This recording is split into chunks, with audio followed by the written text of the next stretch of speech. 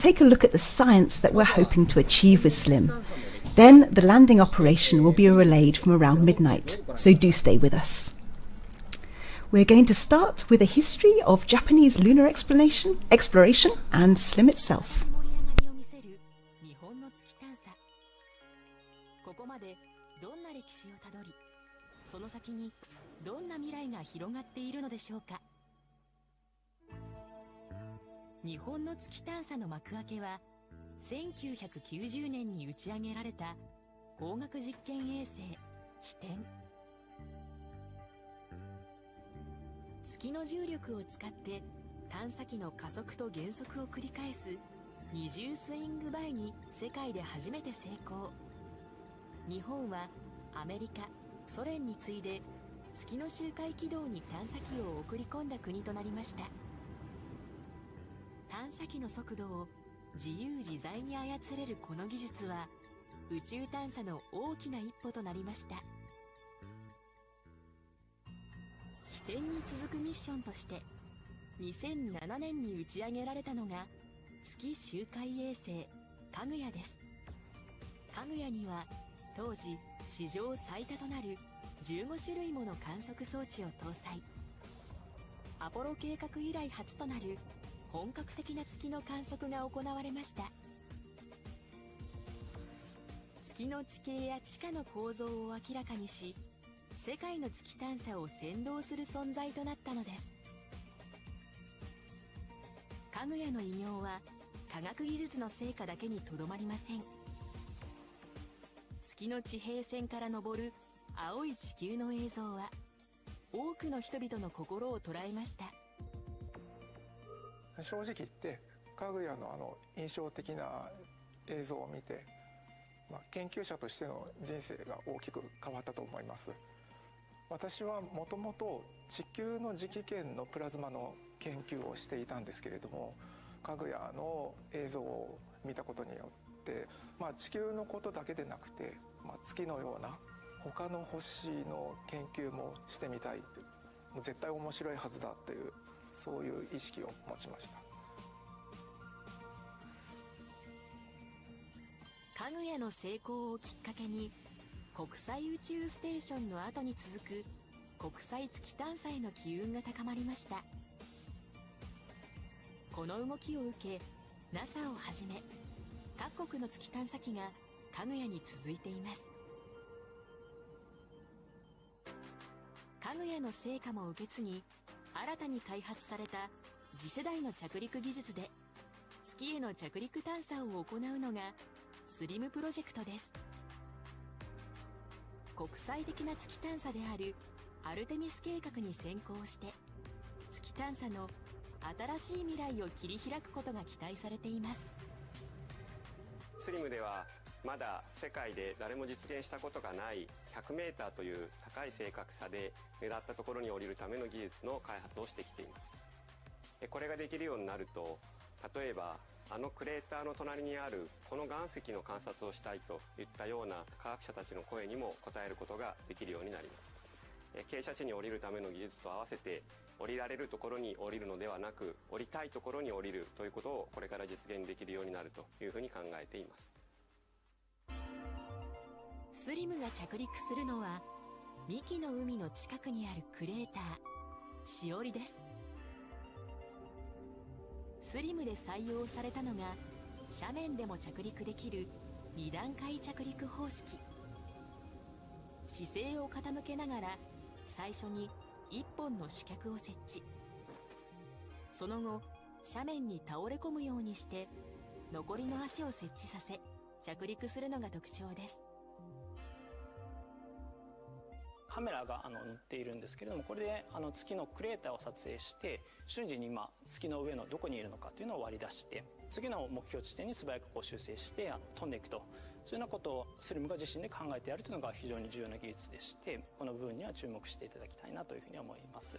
スリムが月に着陸する際には降りてくる向きや角度にもよるんですが、最大で2トン近くの荷重がスリムに加わります。加えられてもスリム全体が壊れないような設計をするのが一番苦労した点です。マルチバンド分光カメラなんですけれども、スリムの本体と同様に小さなもので作らなきゃいけないですし、軽くなければいけないというたくさんの制約があったので、それを達成するために観測機器のチームでですね、すごく知恵を絞っていろいろな新しい技術を取り入れて挑戦的なカメラになっています。スリムが切り開くピンポイント着陸をはじめとする技術は今後どのような形で花開いていくのでしょうか。ここでやられます技術は将来の月探査におきましてもう大変重要な技術様式であります。でこれをさらに応用いたしまして日本から続々と探査機を月表面に送り込みたいと考えております。具体的には月極域探査ルペックスローバーであるとか、宇宙飛行士を活動させるための有人与圧ローバーといったものが計画されております。月に進出するのみならず火星探査におきましてこの技術は応用される見込みになってございます。ここで新しい技術を獲得することによってますます日本は自由自在に宇宙で活動することができることになろうと考えているものです。これからも JAXA 宇宙科学研究所は挑戦をし続けます。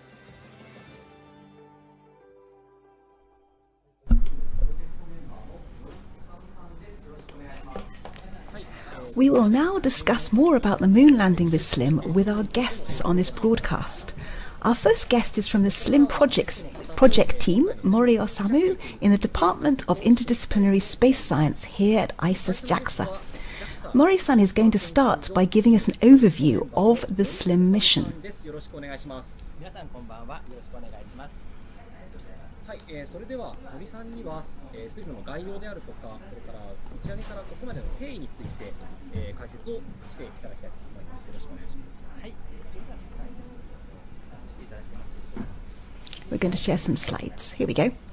So, from an era of landing where we can, we're going to move with SLIM to an era of landing where we want.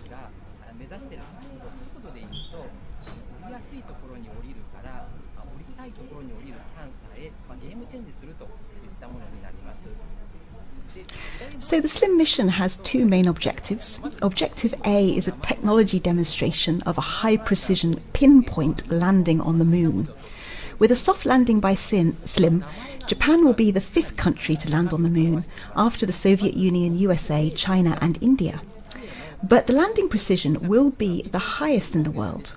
So conventional lunar landers actually have a landing accuracy of several to tens kilometers, whereas SLIM is aiming for a landing accuracy of only about 100 meters.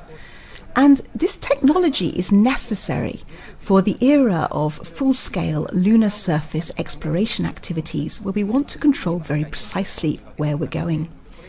The second objective, Objective B of the SLIM mission, is the realization of a lightweight lunar planetary probe system. So SLIM includes innovative weight reduction through improvements to the spacecraft structure, chemical propulsion system, power supply and orbit. And this will lead the development of a lightweight lunar probe will lead to the ability to have an increased payload for missions, such as, for example, sample return missions from the Earth or to Mars, or really anywhere else, because you have more of that weight available for instruments.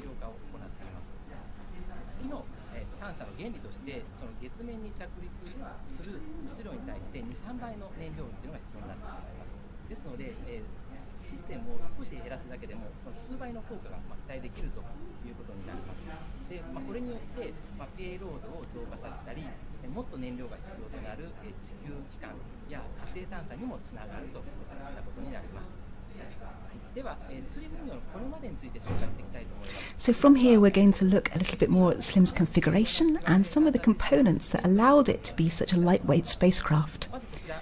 So here we have the SLIM configuration itself. The mass of SLIM is 190 kilograms when it's in what we call a dry condition, that is, there's no fuel. And it's 710 kilograms when it's wet, so this is at launch when it's fully fueled. And you can see the features of SLIM's design in these images, such as, for example, the thin film solar cells that stretch across the body of SLIM, and the navigation cameras that, as we'll see a bit later, are a key component to SLIM's Pinpoint landing mechanism. You can also spot the two main thrusters of the main engine and the smaller auxiliary thrusters, of which there's 12 around the outside, and SLIM's feet on the right here, which are the small shock-absorbing meshes. So here we have a bit more of SLIM's structural design. Top to bottom here in Japanese is written the PAF rings, which couple to the rocket. After that, there's the tank, which is also used as a structural base of the spacecraft. Below that, there's the deck panels with the landing sensors mounted on them. Below that again, there's the RCS panel, which has the thrusters. Then we have the electrical equipment box and the instrument box with the scientific observation camera. So one of the innovative things here is actually SLIM's tank, because it's this integrated dual oxidizer tank that reduces weight, and then the cylindrical tank itself forms the structural base of the spacecraft, which also significantly contributes to an overall mass reduction of that spacecraft. Now the bottom part of the slide shows the attitude of SLIM during landing. From about 50 meters above the surface, SLIM will rotate to a vertical position and starts to descend. But just before landing, SLIM will lean forward so that its lean forward so its rearmost leg touches the surface first.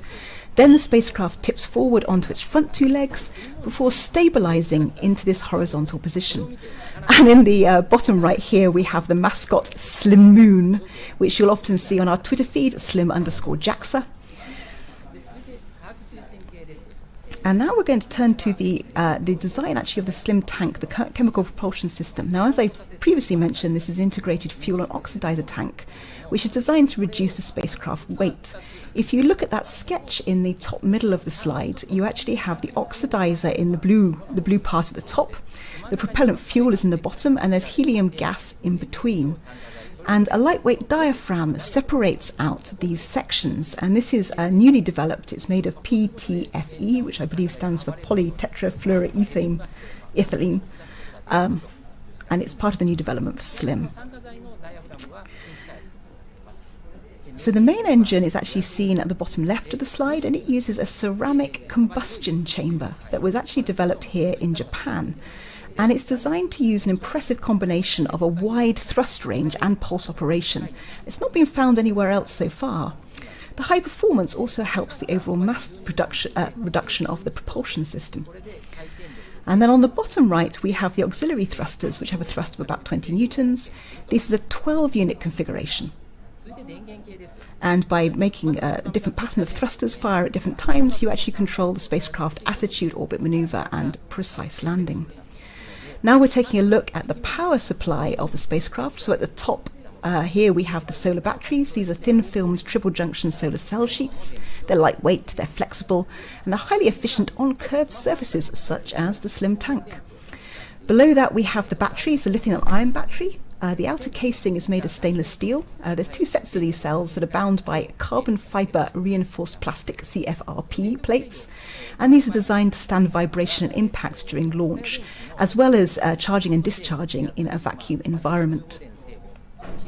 And then right at the bottom we have the integrated power control unit. This handles functions like solar power generation, the power distribution, heater control, battery charge and discharge, and thruster valve operation. So this is actually SLIM's orbit, which performed what we actually call a swing-by orbit, which means it reached the moon. It launched in September, and we actually reached the moon as early as October, at the beginning of that month. But rather than stopping there, we actually swung outwards, and this is the idea behind the swing-by orbit, going to a rather staggering distance of about 1.38 million kilometers from the Earth, before turning back and returning to the moon, where we intercepted again and went into orbit on Christmas Day. There SLIM goes, and there's the swing by. And then we started coming back towards the moon on the 6th of November before going into lunar orbit. So the advantage of this swing-by orbit is rather counterintuitively, it saves a lot of fuel, because while it's a very long distance, when you reach these very far distances from the Earth and Moon, you can actually use the gravity of the Sun, Moon and Earth to bring you back towards the Moon without exerting a lot of thruster fuel. So it's long, but it's efficient. Now, once we entered into orbit on Christmas Day, we started to change the orbit to become more circular. Slim entered in originally an elliptical orbit, and then passing between 4,000 kilometres and 600 kilometres from the lunar surface, and then it became more circular and has gradually been lowering since then. So let's look at the demonstration of the technology needed for high precision landing, this pinpoint landing on the Moon.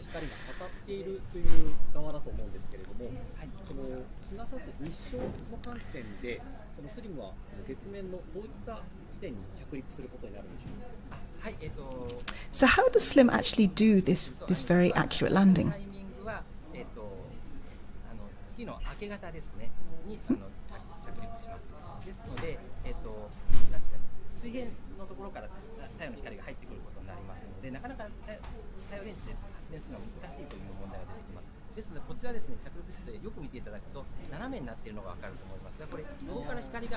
Oh, we've gone back to look at the spacecraft design again, and in particular these solar panels, which are flexible and fold around the fuel tank as opposed to being the flat wings that you normally see with conventional spacecraft. This is very efficient for space, among other things. This is because SLIM will be landing in the morning, and it needs more sunlight, so it has to be tilted.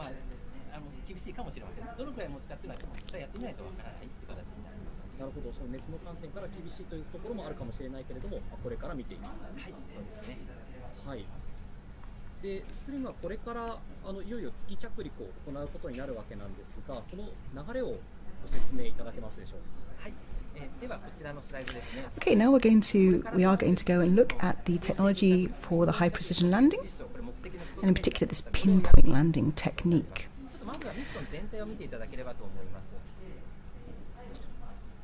This is the mission movie for SLIM. We're going to do a run through from the launch through to arriving at the Moon. So this is a spacecraft separation. And then the first step is both an Earth swing-by, where we use the gravity of the Earth to give us a kick in the right direction. And this is followed by the lunar swing-by that we mentioned earlier, where we actually pass the Moon and go out to a much further distance in order to use the gravity of the Earth-Moon-Sun system to pull us back. And now we're observations from lunar orbit. This is part of the vision-based navigation using the onboard cameras. So SLIM's cameras scan the ground beneath it on the lunar surface and identify craters, which helps SLIM know where it is.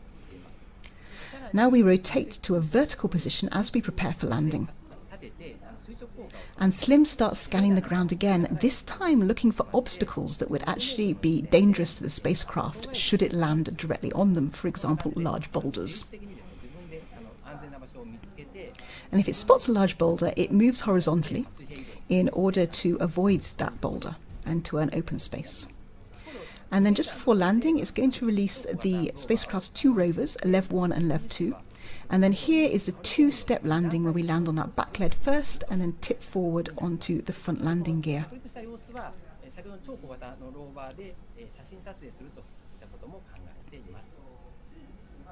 These are the two rovers, LEV-1 and LEV-2. And this is the movement of LEV-1, which is a hop. And this is LEV-2, the little ball rover. We'll talk a little more about that later. It springs open to actually have a wheeled format, so it will be moving along the lunar surface with wheels. And SLIM is also equipped with a near-infrared multi-band camera, and it will take observations from there. So now we look again at this landing sequence. So the spacecraft starts with a powered descent from an altitude of 15 kilometers and approaches the target point on the lunar surface using this image matching navigation, where it's spotting craters with its navigation camera and autonomously then guiding to its correct location. At an altitude of 7 kilometers, the spacecraft will transition to a vertical descent, and precise measurements of the altitude will be taken with the landing radar. And then finally, the two-step landing with the autonomous obstacle detection that we saw in the movie will be performed before we're safely on the ground. And the maximum, during the power descent phase, the maximum velocity is 1700 meters per second, and that is about 7 times the speed of a passenger aircraft.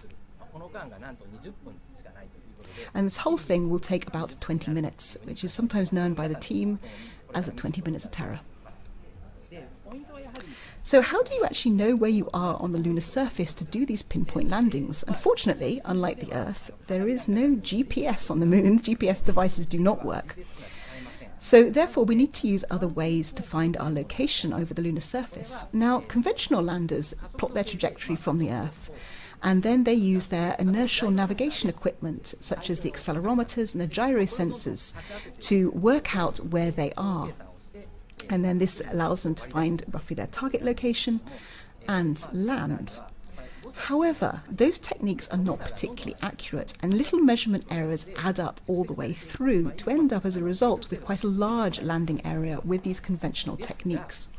So in order to improve this, what we do is we add in this image matching scheme, which allows SLIM to have a much better assessment of where it is on that lunar surface by using its navigation cameras to photograph the pattern of craters below it on that lunar surface. So here's the process of that. We capture images with the navigation camera on SLIM, and then an extraction software program is performed to actually identify those craters, which are now circled in blue. And then with that pattern of craters, SLIM compares it with its onboard maps, which it's got from previous orbiter missions, such as Kaguya and from NASA's LRO orbiter. And that crater pattern can actually identify very accurately where it is on the surface. And so in addition to its inertial navigation equipment, it has a much better idea of its location, and then it can autonomously correct to find out where it is. Now in Hayabusa and Hayabusa 2, which were the asteroid explorers led by JAXA, actual people perform the image matching operation as opposed to inbuilt software. But SLIM has the issue that it's not landing on an asteroid, rather it's landing on a moon. And while the moon is much smaller than the Earth, its gravity is much greater than that of an asteroid, and you can't have a slow descent. So as a result, you actually need to do this image matching scheme incredibly fast, otherwise the lunar gravity has just pulled you past the point where it's useful. Now, the other factor you've got to consider is that space computers only have about 1/100th of the capacity of their terrestrial counterparts due to the very harsh conditions of space. So as a result, the team had to develop this image matching algorithm that required only a few seconds of processor time, otherwise you'd miss your chance, on equipment that was not cutting edge. And there's no redo on a moon landing. Once you start that descent, that is it. You can't just pull up and start again, unlike on an asteroid. So now we have a look at a couple of the other navigation equipments on board SLIM. The top is the navigation camera. These are two units that are actually placed at different orientations so that SLIM can examine the surface both during the para descent phase and during the vertical descent phase when the spacecraft is tilted at a different angle. The middle part here is the landing radar. This is an altitude range sensor to measure the altitude and velocity in the direction of the lunar surface during that vertical descent phase. And finally, we have the laser rangefinder, which is much more accurate, and it's used during that final descent to pinpoint the altitude immediately before landing. So once we get to the point of the landing, we're actually landing on something that should be a 15-degree slope, and that's dangerous. It's very difficult to do. So in order to land safely on a fairly steep incline, we actually have this two-step landing system was adopted.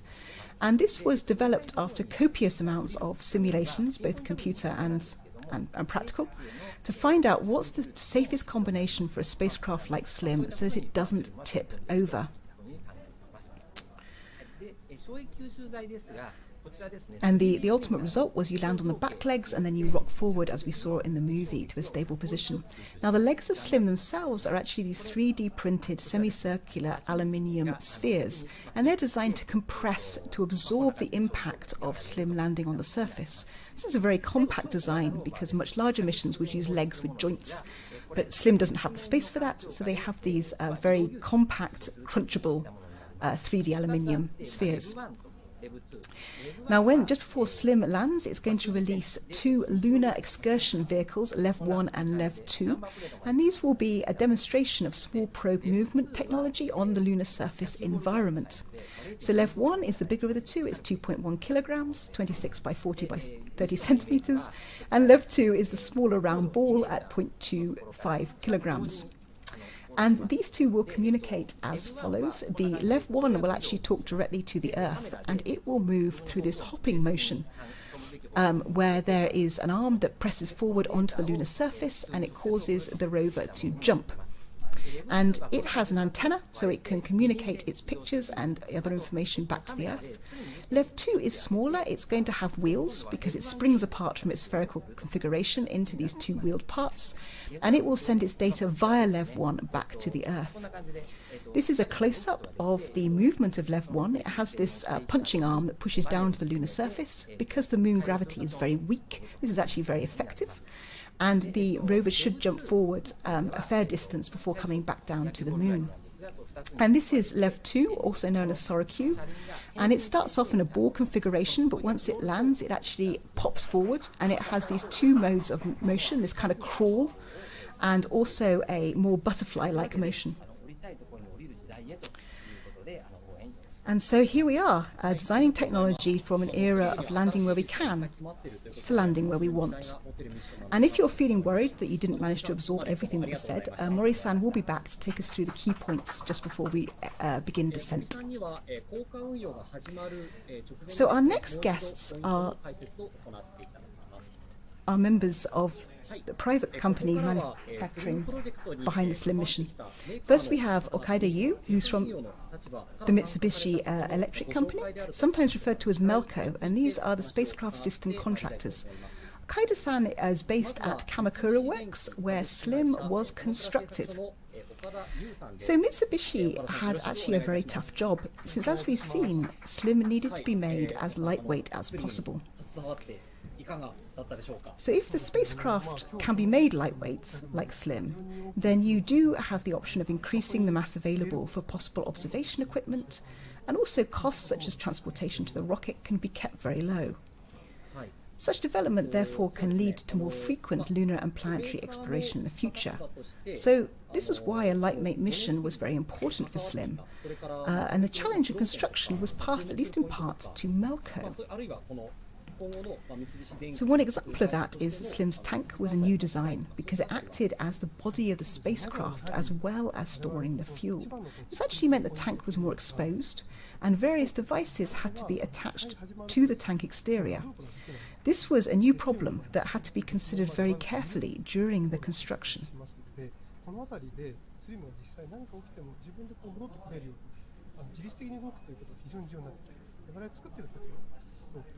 Melco are also the spacecraft systems contractor for one of JAXA's upcoming missions, the Martian Moons Exploration Mission, MMX.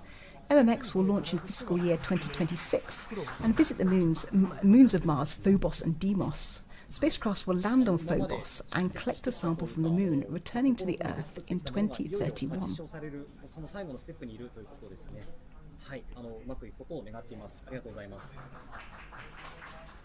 はい、岡田さんどうもありがとうございました。は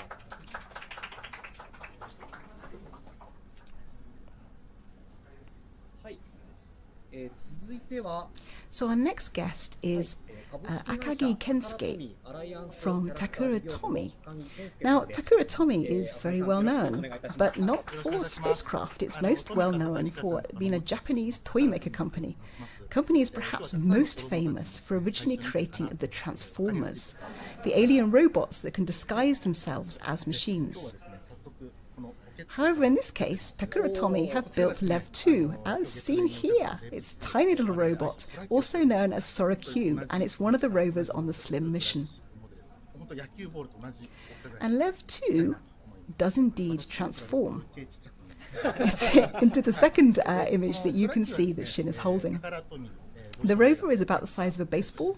It has a honeycomb aluminium alloy shell and starts off as a sphere, as you can see from Akaki-san's model that he's holding. And it then splits in half to reveal a pair of cameras that point front and back. And the two hemispheres actually become the rover wheels.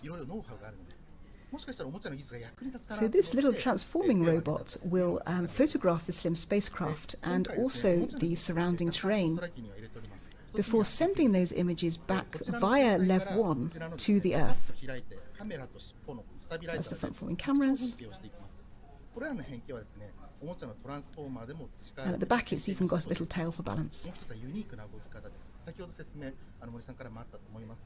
So the first part was from the toy of the transformer. So it's called a transformation technique that it has been developing. And the second one is this.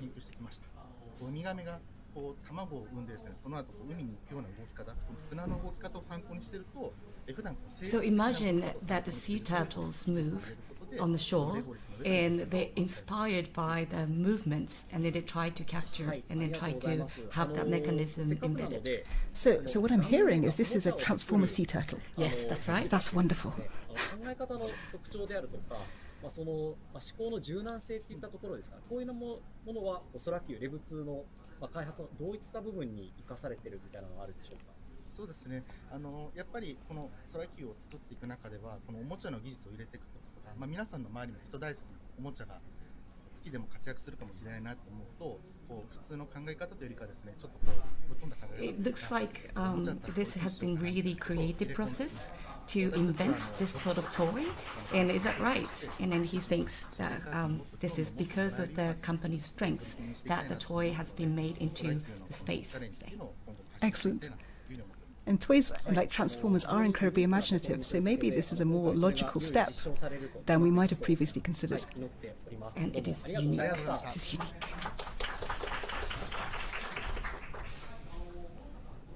はい、続いてのゲストをご紹介しましょう。はい、どうぞ。So our next guest is Murata Tomakatsu from the Graduate School of Science in the University of Tokyo. 研究家の諸田智勝さんです。よろしくお願いします。よろしくお願いします。So Murata-san is particularly interested in the science rather than engineering behind SLIM and the science SLIM plans to do on the lunar surface. Murata-san has previously worked with a lot of lunar observation data, including that from the JAXA lunar orbiter Kaguya. So Kaguya, which was launched in 2007, orbited the moon and mapped the moon's geology all over its surface. The result were these very high-resolution maps that Kaguya and similar missions, such as NASA's Lunar Reconnaissance Orbiter, LRO, revealed. And you see these key bodies of rock that aren't particularly large areas, but are really interesting, and they could shed some light onto important questions in planetary science, such as those related to the moon's formation. So you have this situation now where you have fairly small but numerous regions of interest that you really want to get a look at. And this brings us to the need for SLIM's pinpoint landing technology and the ability to land on slopes, which enables us to choose a much wider region of possible landing sites and also land on some rough terrain, which is what we're seeing here. And we can actually get close enough with this technology to actually start studying these areas. So this important use case means that while SLIM is a technology mission and it's designed to be testing the pinpoint landing technology on sloped terrain, the spacecraft is also equipped with a scientific instrument, the near-infrared multi-band camera, and it's designed to investigate the composition of the surrounding rocks after landing. And this takes us on to considering the landing destination for SLIM, which is near the SHIOLI crater, which I hope I'm pronouncing correctly. So SHIOLI is an impact crater, meaning that it was formed when a meteorite struck the moon's surface. When a crater forms through an impact event, the debris from the deep interior can be ejected, and a central hill forms from those exposed deep materials. So in and around impact craters, we expect to possibly find rocks from the moon's deep interior that have been ejected. And these are often found in mounds in the centre of craters or the surrounding boulders in that region.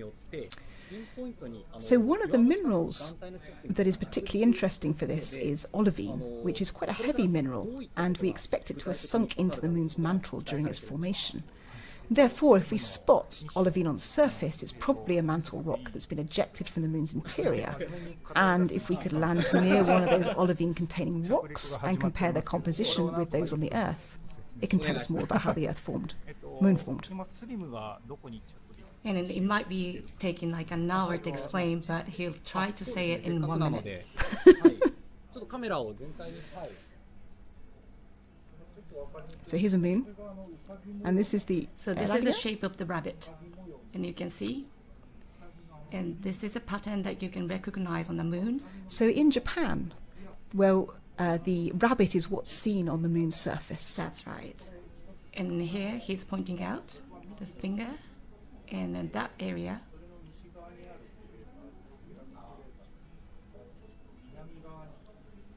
This is Mare Nectaris. Yeah. So the SHIOLI crater is just right there at the spot of the right ear of the rabbit. And then it's trying to land on this exact spot, as you explained. So here it is. This is the rabbit's ear, and there are two rabbit ears. And the bottom one is the western side, and then this is where the crater is.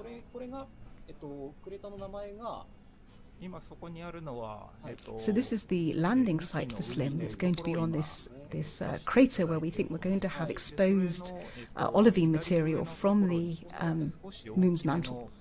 And it's on this sloped terrain, so we have to land very accurately and on a slope.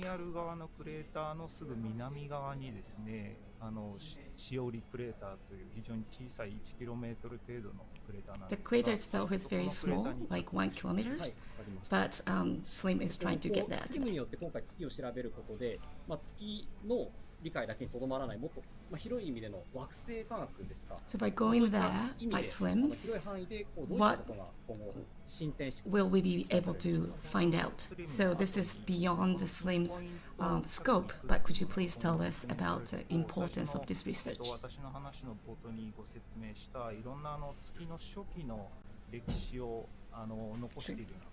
So one of the main theories for the moon's formation is that it formed during a giant impact with the Earth. If that's true, the composition of the moon's mantle, which is about 90% of the moon, would be expected to be similar to the Earth. So if we can identify a mantle rock, i.e. that olivine, and look at its composition in more detail, we'll learn more about the moon's formation. So Kaguya examined the moon's geology all over its surface. It spotted that near the SHIOLI crater was a place where the mantle rock seems to become exposed. And that's why SLIM is planning to touch down in this very small area and examine it with its multi-band camera.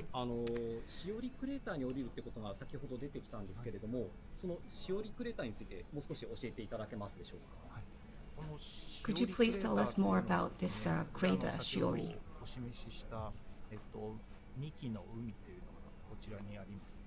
この幹の海の、西側にはそのシオリクレーターという月の、おそらくマントルですね、地下の物質が天体衝突によって掘り返されて今表面に露出している。So at the bottom of the slide here, we're actually seeing a model for how the moon might have formed. If we look at these cuts, they're actually cuts through a would-be moon.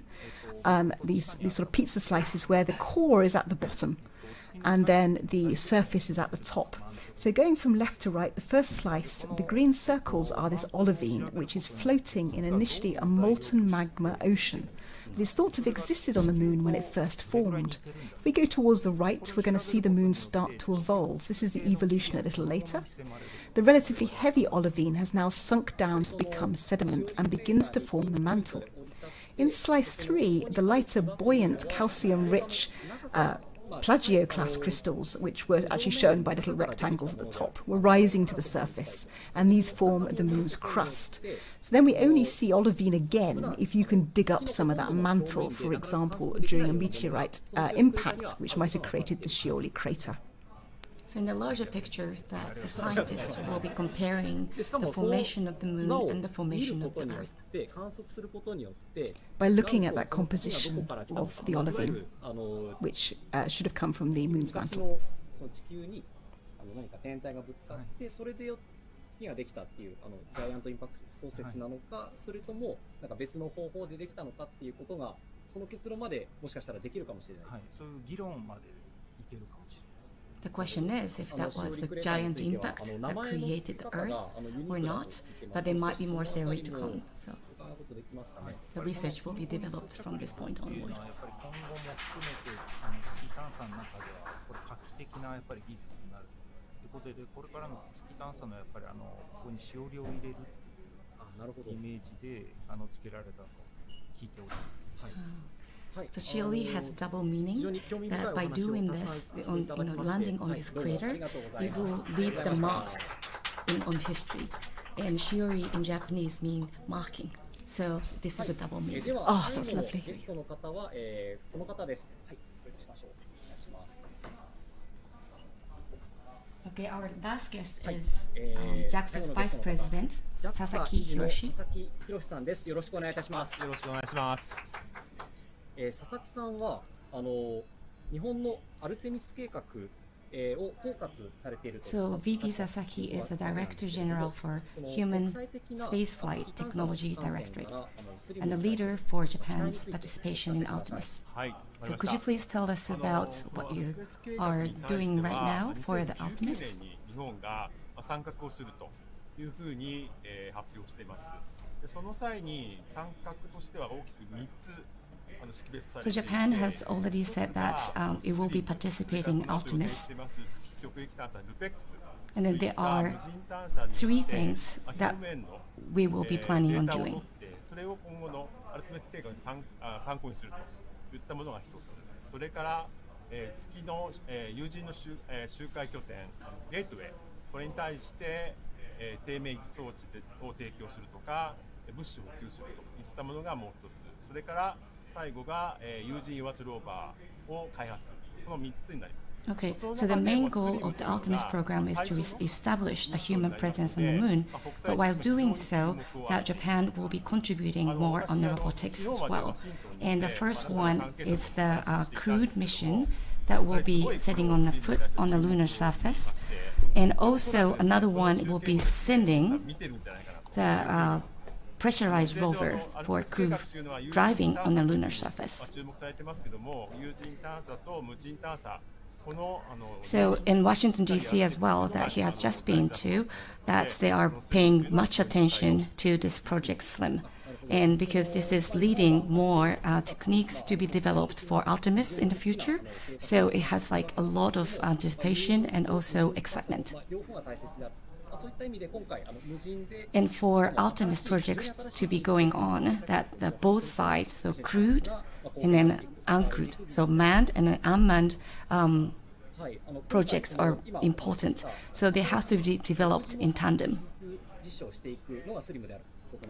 So the SLIM will just go on and then first focusing on the technology and what more can you do with this technique?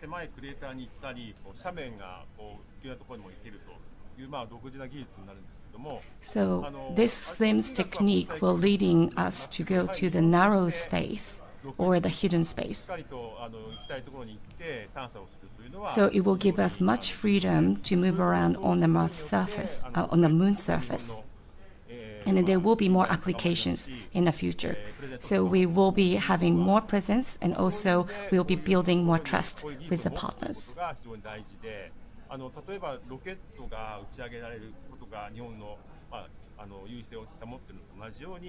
And it has been that Japan has great trust building by presenting trustful rockets.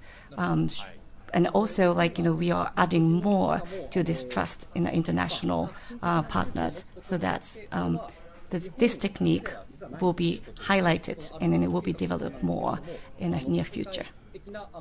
注目も浴びるわけだし、それを日本として貢献していくのが今回スリムで実証される新しい技術であるということですね。はい。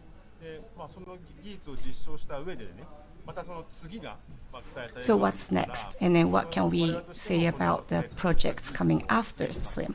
ということで、今後のミッション、複数いろいろと検討していて、今後このスリムが成功した暁にはどんどん So we already have a few more things planned in the future. So this will be the critical time for us to look at the success of the SLIM. そうですね、佐々木さんが統括されているところで、今後進めていくということなんですね。So does it include the pressurized rover? And yes, the rover as well, that it will go to the place where they want to go. So the pinpoint landing is necessary. そういうところでこういう無人探査でしっかりとこう行くということがこの大事で。But the rovers can only go to the safer places. So building this technique and then going to the place where it's sort of hidden or it's very difficult to go, and it's still the technology will be useful in the future. 人が行くのは難しいっていうところはやっぱりその無人探査がまだまだその技術を持って実証していく、実際に実現していくっていうこと。So that's exactly why VP Sasaki has been emphasizing the importance of both manned and unmanned exploration. And thank you very much. はい、ここでですね、いろいろ質問が来ておりまして、森さんに解説を少し。So now we're going to return to Mori-san, who's going to remind us of the key points as we head towards descent and landing. So here's our summary slide of SLIM attempting a pinpoint landing on the moon. The powered descent is from an altitude of 15 kilometers with 3 thruster boosts and coasting in between. We approach the target site on the lunar surface using this image matching navigation technology, where we're going to match the craters to known patterns on our onboard map using a navigation camera and autonomous guiding control. Then we begin the vertical descent from a 7-kilometer altitude. This includes 3 short hovering times. And we also do obstacle detection to avoid any dangerous boulders from about a 50-meter altitude. And then the 2 little LEV rovers are released at a 2-meter altitude before we do the 2-step landing on the sloped terrain. And we're aiming for a lunar landing accuracy of order 100 meters during this 20 minutes of terror. Landing can be confirmed relatively quickly, but more than that to do with the pinpoint landing accuracy might be determined as much as a month from landing.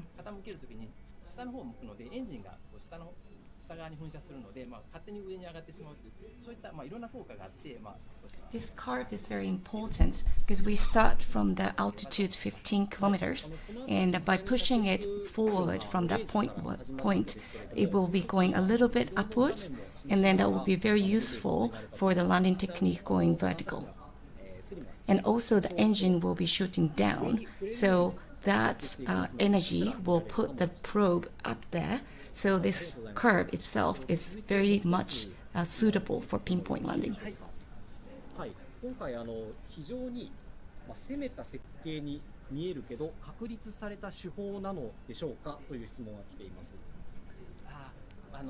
So this looks like a very difficult design, but what kind of things did you do to make it possible? Because SLIM looks like, very much challenging, including many new techniques. So could you please tell us about the highlights?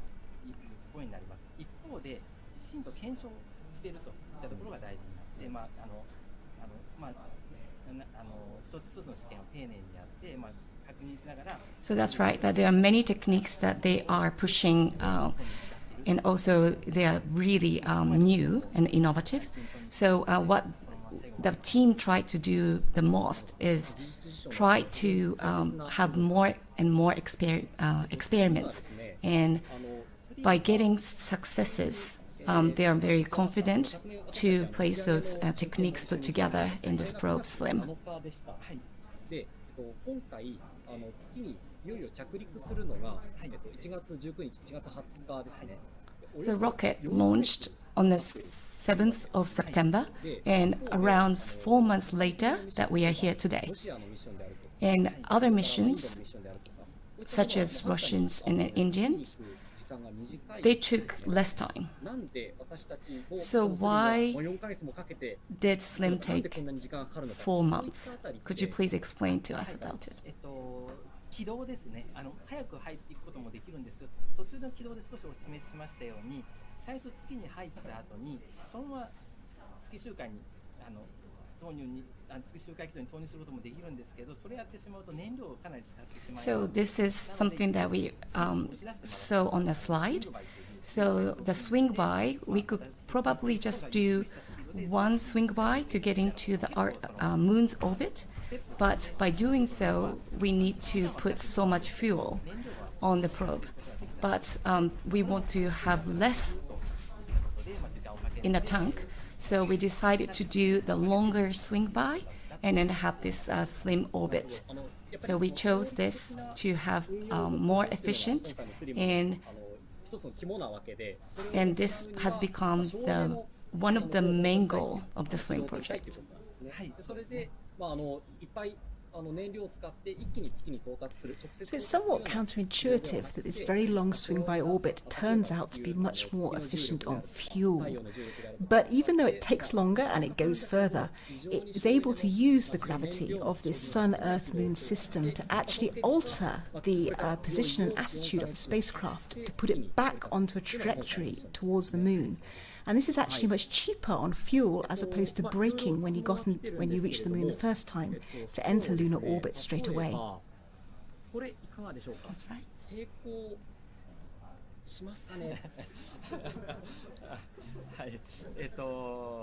そうですね。成功するためにやってきた So と。 what do you think that will be successful? もちろんこれまでの実績で言うといろんな海外でもいろいろ苦労しながら、失敗も重ねながらやってきてるっていうのは。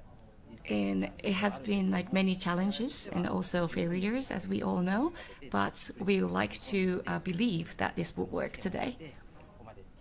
And we have many experiments and then many discussions. So today we believe that things will work. And sorry for asking the difficult questions, but as Mori-san explained, that many experiments proved that this technique should work. So, okay, next question, or maybe comments from the audience. As an aside, if you look at the Moon that's in front of it's just gone off camera, but to the left of that is one of the actual landing legs from SLIM, so you can examine its mesh crushable structure when it comes back on camera.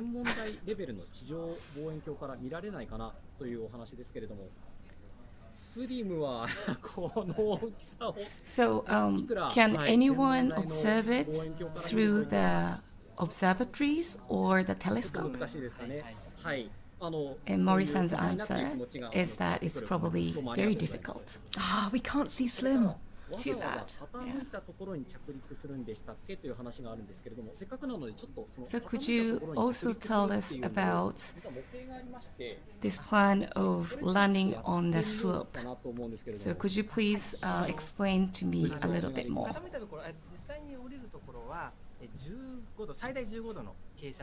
So from this angle you can see the 5 legs on the SLIM spacecraft, the rear leg that sticks out the furthest, and then a more square structure for the forward landing gear and middle landing gear. So SLIM initially descends vertically and it's going to land on that rearmost leg first. That's the first one that's going to touch the lunar surface.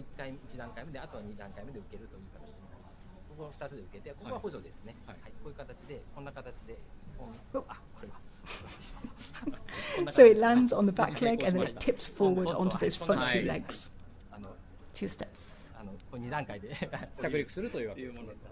ちなみにですね、ちょっと気になるものが横にあるんですけれども、これが着陸の Let us see this model. What is it? 衝撃を吸収するものとなっていまして、 I'm glad they came back to this. これが実際に足についているわけです。そうですね。このYeah, it's one of these little legs.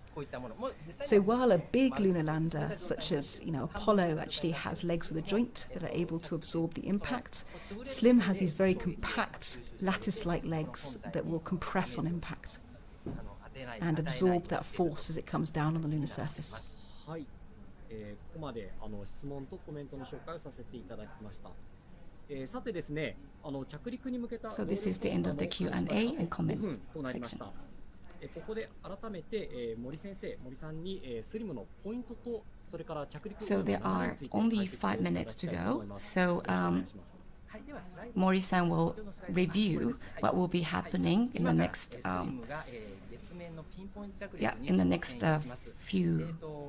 minutes. So this is our pinpoint landing again. The powered descent from 15 kilometers, the vertical descent from 7 kilometers, the search for possible hazards, such as boulders. So overall, when it starts, it will take about 20 minutes. 20 minutes of terror. So first it approaches to the targeted position, and then the vertical descent. And it will have 3 hoverings, and it will try to detect any boulders. And then it approaches to the slope and have 2-step descent and landing.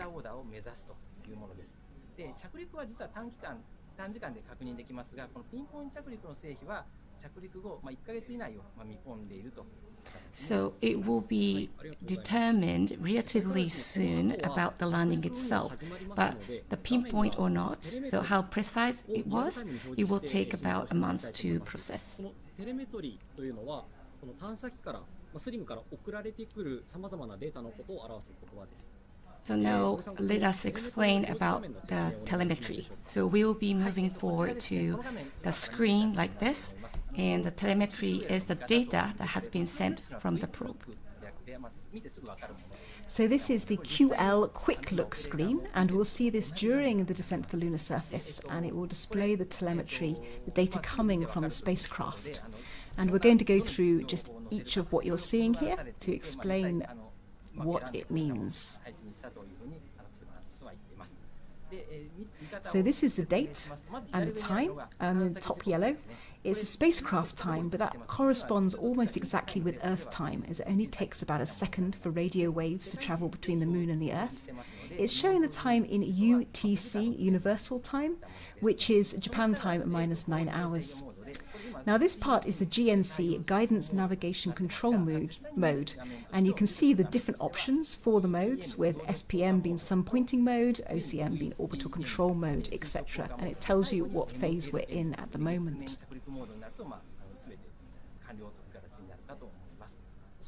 This is going to show us the spacecraft acceleration. It's the actual measured value of the accelerometer is on the left. The estimated value based on the model is on the right, and descending order for the acceleration goes from green through to red. This shows the status of the auxiliary thrusters. The scale here goes from 0 to 100%. And this is the status of the main engine injection, with the scale again going from 0 through to 100%. This shows the angular velocity of the spacecraft along the 3 axes, X, Y, and Z.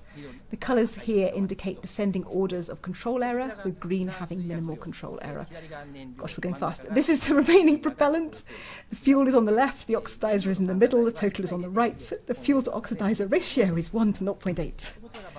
The BAT SOC is the remaining battery capacity, and now we are looking at, if this graph looks like this, it's the mode before powered descent.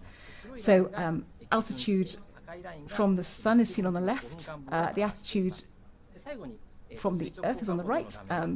This is now what it looks like when we go into the powered descent mode, showing positional information such as the trajectory, white line, and the actual trajectory. Is that right in the red line? Oh, this is the vertical descent mode. My apologies. The last one was the powered descent mode. This is vertical descent mode. And so that takes us into an era of landing where we can to landing where we want. So on the screen, you will see the same telemetry as the mission control room will be seeing. So we are now switching the screen to the telemetry. ここからは、森さんと私で、テレメトリの画面を見ながら進めてまいりたいと思います。はい、今 So during this phase, as we head towards the lunar surface, we are not going to say a great deal. Please watch the telemetry, and so you can see for yourself how the spacecraft is progressing, and there will be minimal commentary during this time. で、メインエンジンが今 100% になってますね。これもブーストをしている状態ですね。完全に噴射していて、今ブレーキをかけている状態と言っていいかと思います。Main engine is 100%. That means that it put the brakes. And now the altitude is 15 kilometers and slightly up. 白い軌道、右側のグラフのところで白いラインが目標となる軌道になっていて、So on the right, you see the graph, and the white is expected orbit. And the red one is how Slim is going. それなりに合っていれば、大体目標通りの軌道で飛んでいるということがわかるかと思います。So now Slim is going more or less on the planned trajectory. 先ほど、動力降下シーケンスが開始されています。午前0時頃から、動力降下シーケンスが開始されておりまして、And it started descent. ブーストが行われております。これしばらくブーストが続いて、そのうちしばらく時間が経つと1回休憩になります。コースティングモード、コースティングに入ります。はい、コースティングというのは完成工法。そうですね。特にエンジンを吹かずに、補助エンジンはSo now the engines are on, but soon it will be turned off, just for a while. 静かに飛んでいる状態。And then it will fly a little bit without thrashing. 表示している画面、右下には第二管制室の様子を示しています。And on the right-hand corner, you see the second control room.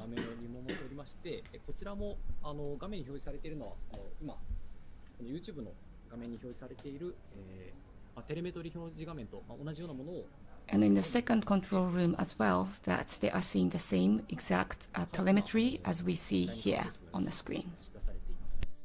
真ん中の画面がそうですね、実際今先ほどの画面と同じ画面になってますね。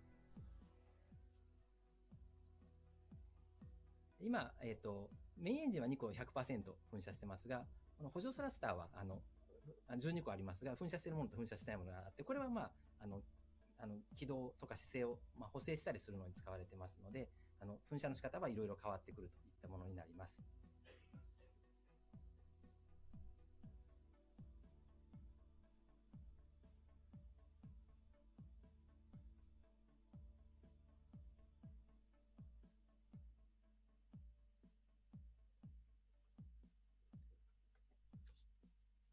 はい、現在、第1回目のブーストを実施中です。高度はそうですね、20キロを上回ってきたあたりになるかと思います。The altitude is now 20 kilometers, and this is the phase of the first boost, and it will keep going for a while. これはメインエンジンがずっと噴射しているので、どんどん水薬が使われているっていうことを意味しています。はい、画面の右上ですね、青色がそうですね、FU って書いてあるのが燃料、で OX って書いてあるのが酸化剤ですね。Fuel, and you can see it on the right top corners, and it will have to decrease as it goes. 画面では、現在第1回の燃焼を実施中です。で左下の、加速度計の表示が、あります。A って書いてあるのが加速度計で、B がモデルで計算した数字なんです。大体一致していて、緑なので十分加速度が出ているってことを表しています。The velocity is just about right, so you can see it on the left bottom, and now you can see both A and B are green, and it has been as it has been planned, so things are going okay on that side as well.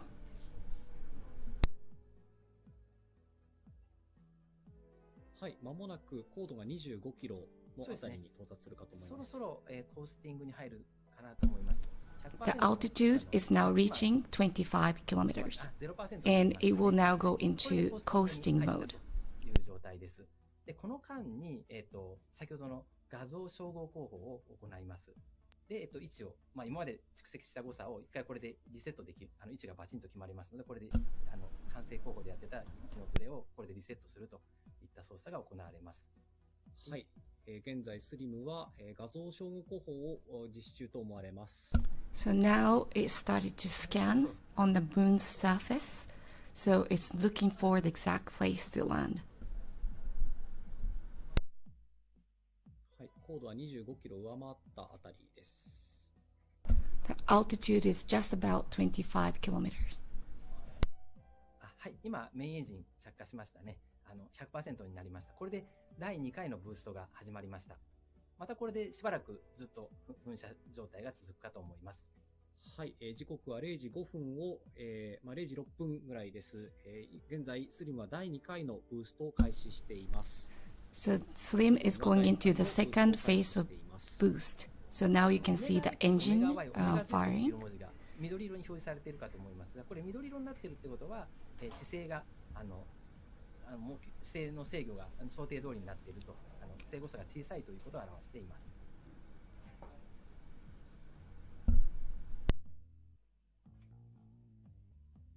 赤い軌道も、赤のラインも白のラインと大体一致しているので、基準軌道に沿って進んでいるというふうに考えていいかと思います。Now you can see the planned trajectory, and the red trajectory is going on the model. So this is going very close to the planned trajectory.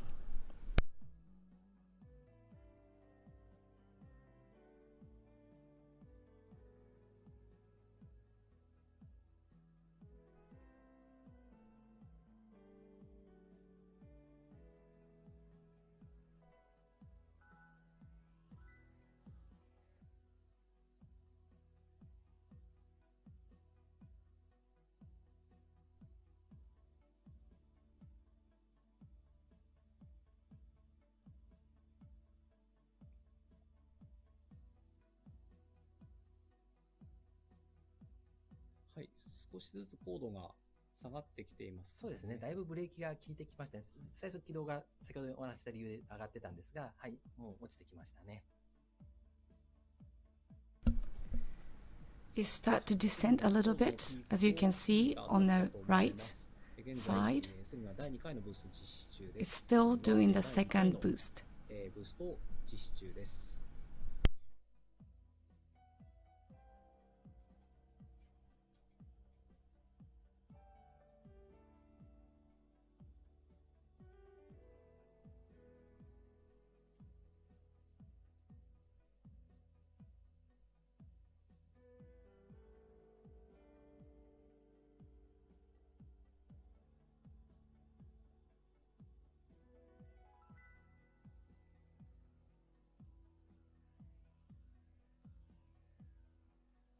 燃料酸化剤もだいぶ減ってきましたね。100キロもう割り込んできました。これ着陸しても全部途中でなくなるっていうわけではなくて、少し残るような、10キロ以上は残るような計算になっています。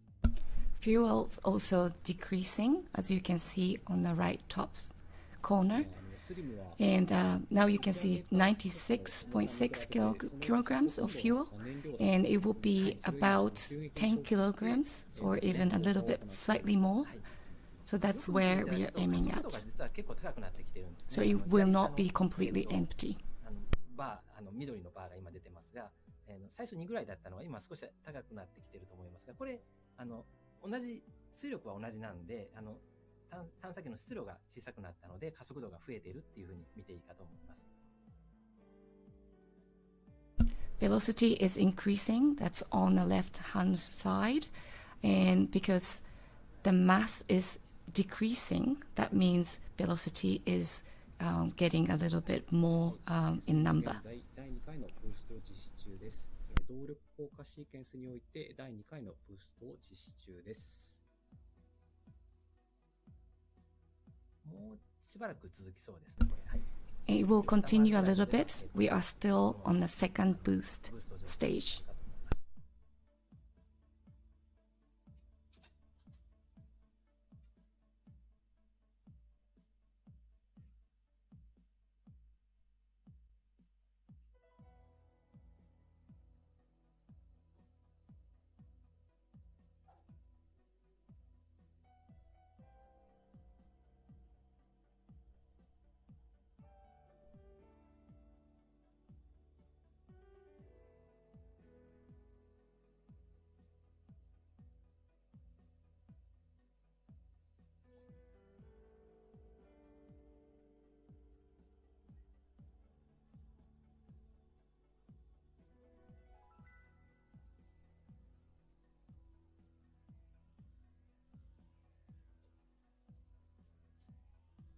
はい、スリムは、現在第2回のブーストを実施中です。スリムは第2回のブーストを実施中です。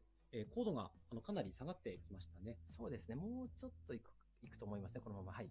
はい。15キロ下回るぐらいまでは、このまま 100% のブーストでいくと思います。で、12個の Now install the second boost stage, and it's now above 15 kilometers, and it will continue a little bit longer. はい、スリムは、高度20キロほどに到達しています。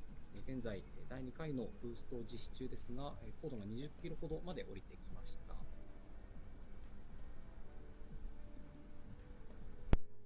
姿勢もそうですね。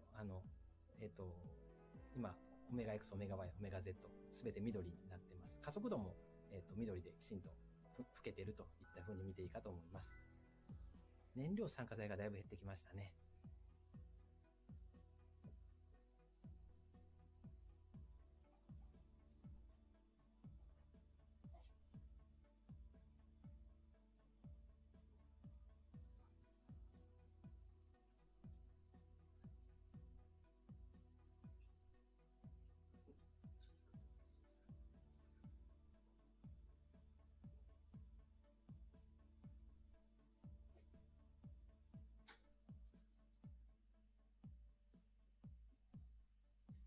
はい、スリムは現在第2回の、ブーストを実施中です。スリムは第2回のブーストを実施中です。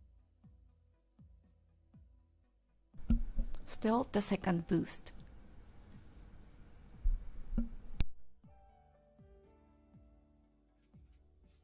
15キロ割ってくると、再び、コースティングに入ると思います。また画像照合工法ですね、を実施するために、1回停止ということで、コースティングになるという見込みです。So when it goes below altitude 15 kilometers, it will start the coasting again and then try to do the image scanning.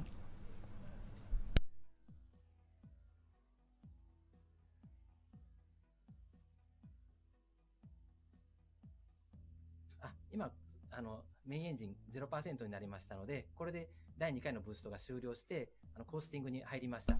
Now you can see the engine has stopped like 0%. So now it starts cruising and trying to see the surface. So image scanning right now as it plans. And soon we'll probably see the third phase of boost. スリムは現在画像照合工法を行っている頃かと思われます。高度は10キロを下回って入りました。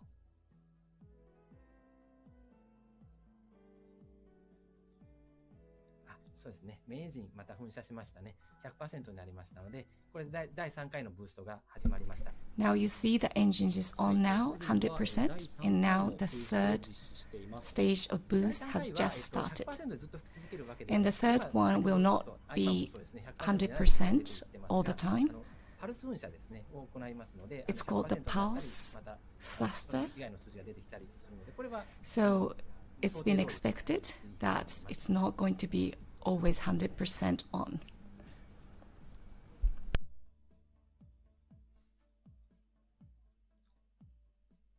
これをしばらくまた続けまして、高度が適切な、十分落ちてきたところで垂直降下モードに切り替わります。今、左上で PDM と書いてあるところが、VDM という文字に切り替わると思います。Now please pay attention to colleague. Go on, Kate. So what does that mean for us? It's quite hard for us to work out. I'm not entirely sure.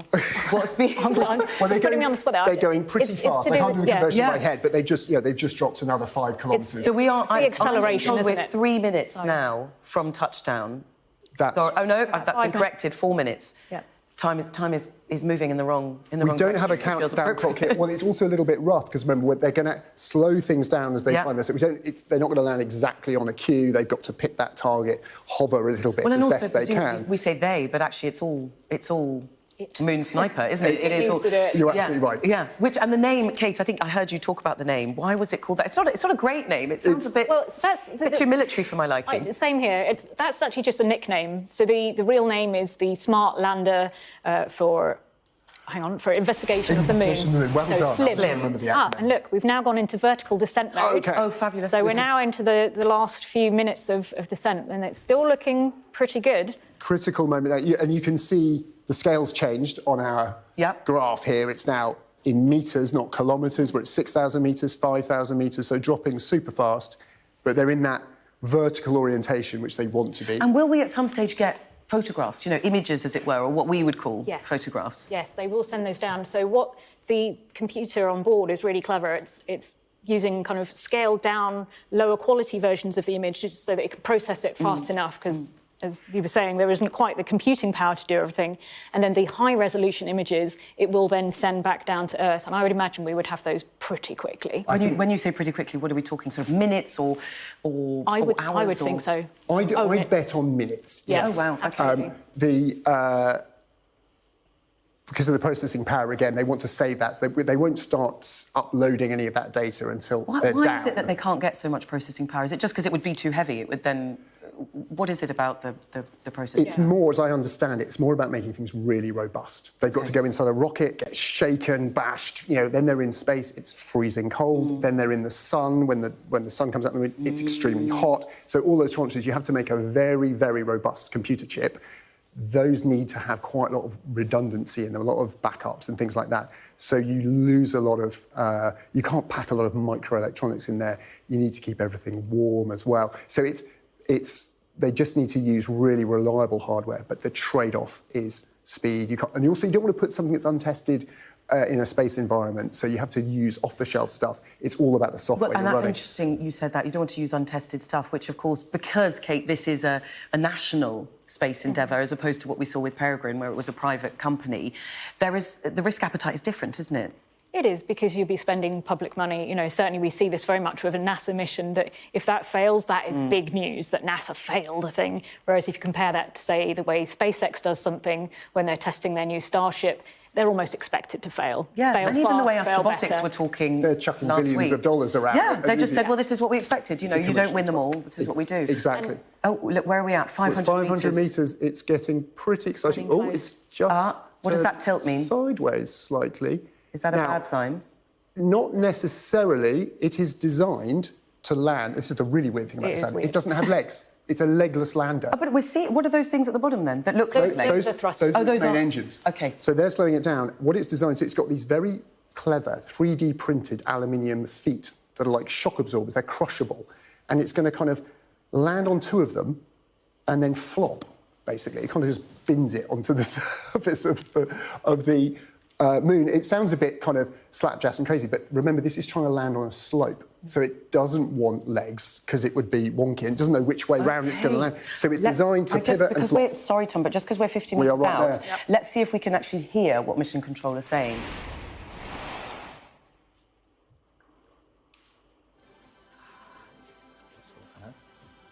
They're too terrified to speak, I think. This is the second hovering. So we're just doing a last check to see if there's any rocks or things in the way Now before they it's looking commit to for that the safe place landing. to land. OK, and we are, what, 25 metres? Oh, my goodness, right there. It just jumped down. Oh! 高度2メーターぐらいのところで第3回のホバリングを実施し、これでレブですね。 It looks like it's found a landing spot, if that telemetry is correct. I don't want to jinx it yet, so let's wait until we hear the cheers, right? Around the 2 meters, it will We're just going to listen. release the lev, and it will land. Two-step landing is expected. モードが今 MLM というモードに切り替わりましたので、これで着陸したという状態になります。MLM Now you see on the left-hand side, MLM. That means it has landed. From the telemetry, it shows the sign この画面上だとなかなか MLM. 判断が難しいところですけど、姿勢も少し傾いているように見えます。で、MLM というモードで、傾いて倒れていると、着陸したといったような状況に見えます。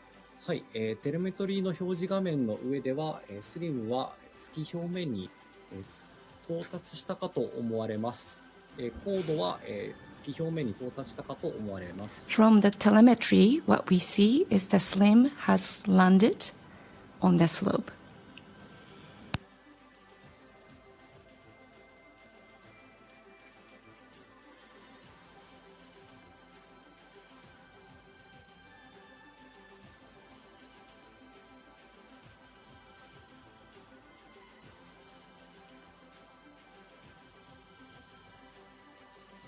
はい、テレメトリの画面上では、スリムは、月の表面に到達したかと思われます。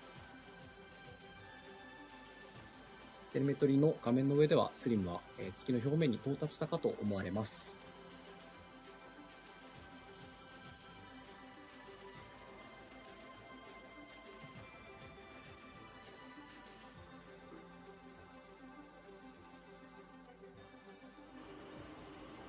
はい、繰り返しお知らせします。Well, I tell you what, if we're waiting for a round of applause or a cheer, we haven't seen it yet. Does that mean we're still waiting? What's your view? We're now really on TED Talks. This is the 20 minutes of terror. We are. There's a nod and a smile there from the mission scientist, who's the guy wearing the red. Yeah. The surface of the moon.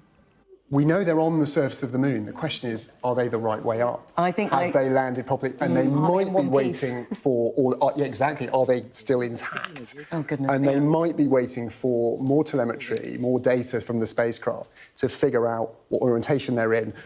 I don't know how much we can read into that graphic there, but that looks like it's the wrong way up. It's meant to land. Said that. Now checking the status. But again, that's a graphic representation. It might not be too accurate. But the fact we haven't heard any cheering and applause may tell us, well, it made a soft landing, which in itself is a huge achievement. That's very, very hard to do on the moon. If it hasn't landed the right way up, it's not going to be a particularly successful mission. I'm hoping they're going to give us a status update. Let's have a listen. From the screen, the SLIM is on the moon. We are checking the status right now. There we go, exactly as you said. Yep. Okay, so we just need to see the orientation. Exactly. And now, in it's terms intact. of, I was looking at what are the core objectives of the mission. The first one was a soft landing on the moon. I think we can say without doubt well, maybe not without doubt, assuming it's intact and hasn't blown to bits, but the fact it was moving very slowly when it touched down would suggest it's in one piece. So they've achieved their primary objective, but the real one about executing a precision landing, are they able to function? We are now checking the status of the SLIM. It looks like it has reached on the moon from the screen that we see, but we are checking the status. Okay, sister. They're basically waiting for it to phone home. Yeah. Yep, I made it. Or Bye, Mum, I'm send them safe. enough information to know that it's done it successfully. And the delay on that is what sort of thing, as we were talking about, Kate, that kind of two or 3 seconds or whatever it is that it takes to come there. Yeah, I kind of would have imagined that they would have had confirmation by now, so that makes me a little bit nervous, but it could just be that they're trying to be, they don't want to say anything until they're really, really sure. How many of these have you watched, of these types of... We are still checking the status. Enough. That, how does this compare? Does this sort of... You do get nervous, and when there's a kind of quiet... Usually you would expect a cheer when something like this, if it has gone successfully... I wondered that, because in every movie I've ever watched, there's always a cheer. Absolutely. I think the fact there's no cheering means something's not... Either they haven't got the information they need or something's gone wrong and they're trying to figure out what it is. Yeah. I did watch the landing of the iSpace probe, which was a commercial Japanese mission that failed in May of last year.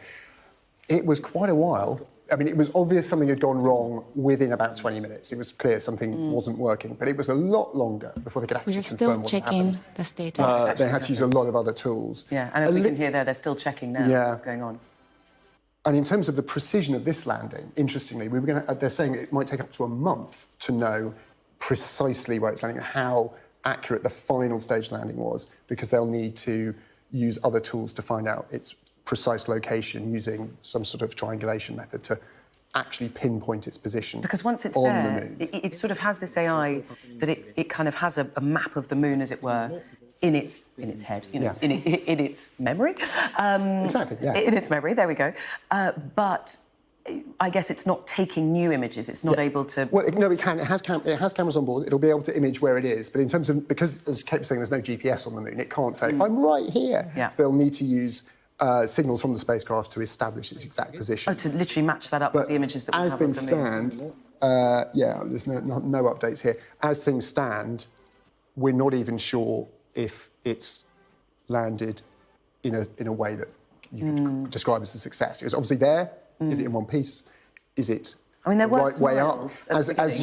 They were still getting telemetry at, when they were just about 2 meters above the surface of the moon. So you would sort of hope that nothing too catastrophic has happened. It didn't go smacking into the lunar surface like the Russian probe did, for example, when they lost control of it completely. Ceased to exist. And created an entirely new crater on the moon. That's what also the ice. When was that? That was in August. Yeah, it was just about a week before India landed on the moon. Oh my God! Successfully. Okay. Yeah. So there's it's too early to call it, but we have had 1 national and 2 commercial missions fail in the last 12 months, which goes to the point of this is not easy to do. I know, and I think this is it, isn't it? We sort of, you obviously don't, but those of us who don't follow this day to day feel that, by the time you get to this point in a mission, everything must just go to plan.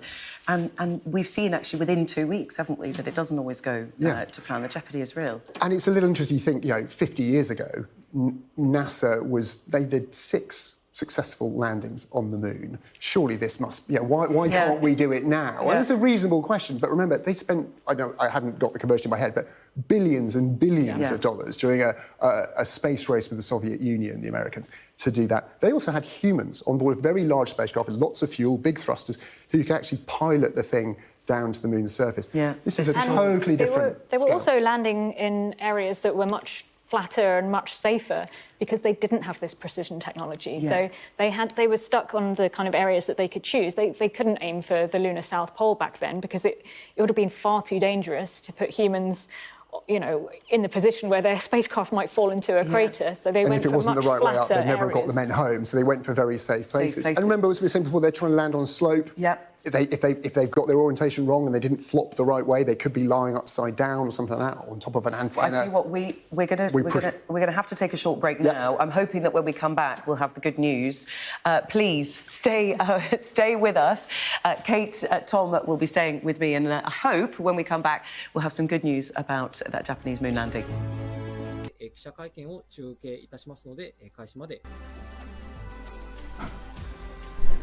Later on this channel, we will have the press conference. So please wait. We are still checking the status, and the press conference will start shortly. Thank you. はい、スリムの状況確認のため、0時30分で番組を中断いたします。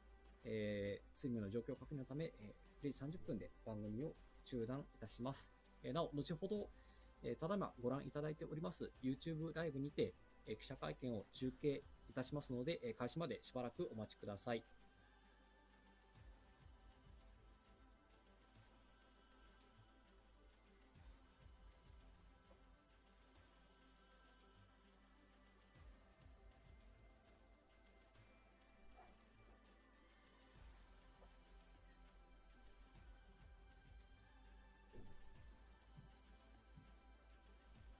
はい、スリムの状況確認のため、0時30分で番組を中断いたします。So we will end this program at 12:30. The press conference will be held on the same link. So please wait until the press conference begins. We will be ending this program at 12:30. Thank you.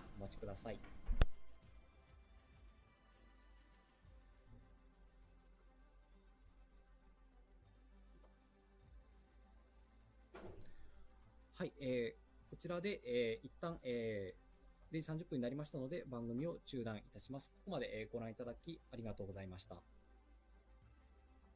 For watching. Thank you very much for staying with us.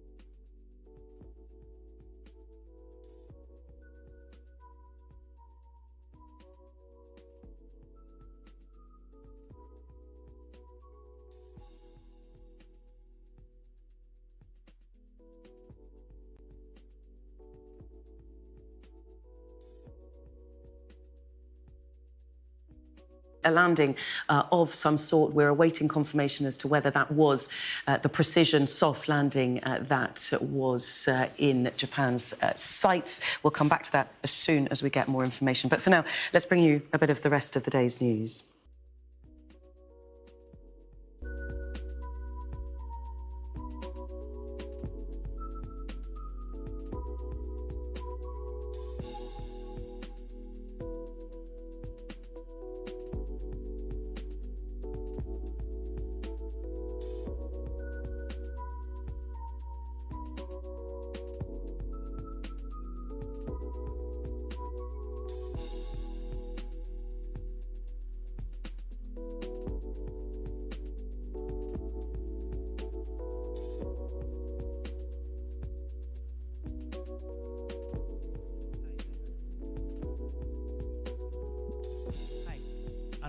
右の方の絵で探査機がなんか0メートルに下に行ってる、あれはちょっと正確には聞いてはいないですけど、月の表面の本当のこの高度とかなんかは得られてる地図、正確には聞いてはいないですけど、でそういう中でこうシミュレーションでしていった高度と、で実際の地面の高さが違ったりしてっていうことかなと思ってます。なので数メートルなんかはいくらでもあるので、スケールで見ると理解してました。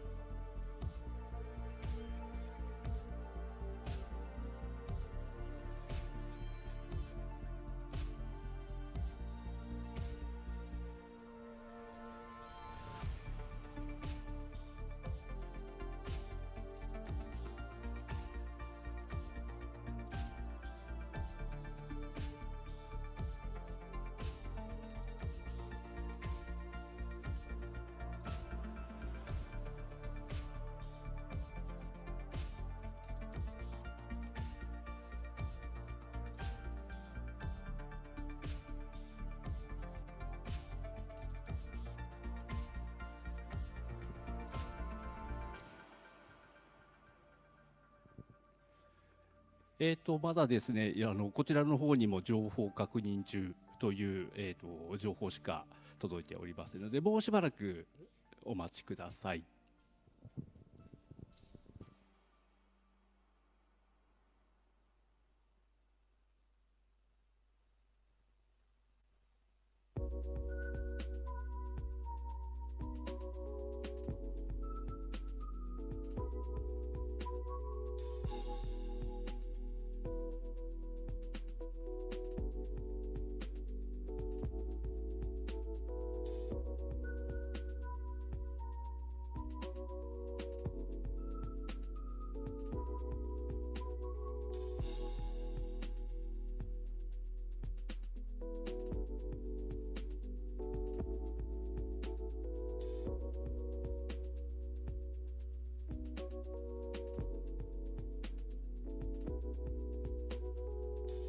Space Agency says it is still confirming the condition of its nicknamed Moon Sniper. Well, for more on the mission and plenty more around space technology at the moment, I'm joined now by Mark Boggart, the Chief Executive of Seraphim Space, which specialises in finding and developing early-stage space tech companies. Welcome to you, and thank you for joining us here on Sky News. As we await the status of this latest moon lander, which was a publicly funded one, I wonder how much you think is hanging in the balance, because just 2 weeks ago, we saw the launch of a commercial, the Astrobotics, in conjunction with NASA, but the Astrobotics moon lander. That didn't make it. I wonder if it's more than just the Japanese mission here that's in the balance, but also this sort of tension between public and private space exploration. Yes, this is third time lucky for Japan. They've had 2 previous attempts at landing on the moon, and one of those was privately funded through a company called iSpace. So space has really opened up to the private sector investors in recent years, as the cost of accessing space has tumbled and the cost of building satellites and space equipment has fallen. It's opened up the door to a whole range of private investors. We've seen in particular in recent years the Japanese corporates stepping up to invest, the likes of Mitsui, Toyota, Honda, and NEC investing heavily in space recently. And as are other investors like ourselves and other investors around the world. The reason for this is there is so much opportunity that's offered by space. There is access to a wealth of materials that are available in space, and now a whole range of private businesses are set up to access this market. Yeah, just sticking with this particular one today and Japan today. I think one of the robots that's on board this Moon Sniper today is made by the Japanese toy company Tomy, which is better known for creating the Transformer toys. So there's obviously hardware from commercial companies on board. So there is that involvement even in a publicly launched mission. Japan itself, as well as I understand it, has this sort of space vision for 2030, which it launched in 2017. That seemed to stutter because in Japan's words, essentially, it was struggling with funding. So it has turned to the private sector in a big way. Is there, as well as everything you were describing there, why the private sector wants to get involved, is there also a recognition from space agencies, national space agencies, that they need that funding? There isn't a way to do it on their own anymore. Yeah, absolutely. But by bringing private investors in, it reduces the burden on the government agencies. We can focus more on more ambitious activities like lunar exploration, landing on the moon, while delegating lunar activities to the private sector. What we're now seeing is a much more collaborative way of government agencies working with private companies in order to achieve more with their budgets. Yeah, definitely more with their budgets. But I guess with that partnership also comes a difference in risk appetite, because the private companies will have a higher risk appetite than those that are using, well, than the public space agencies that are using taxpayer money. That's right. Well, and these private companies can often move quicker and respond to market demands faster. They've got an ability to operate with a shorter development timescale, and they can accelerate things like these lunar exploration efforts a lot quicker than the traditional government approaches to doing this. So the innovation is quicker to come to the market, and it's much more cost efficient, so you can achieve more with the same budgets.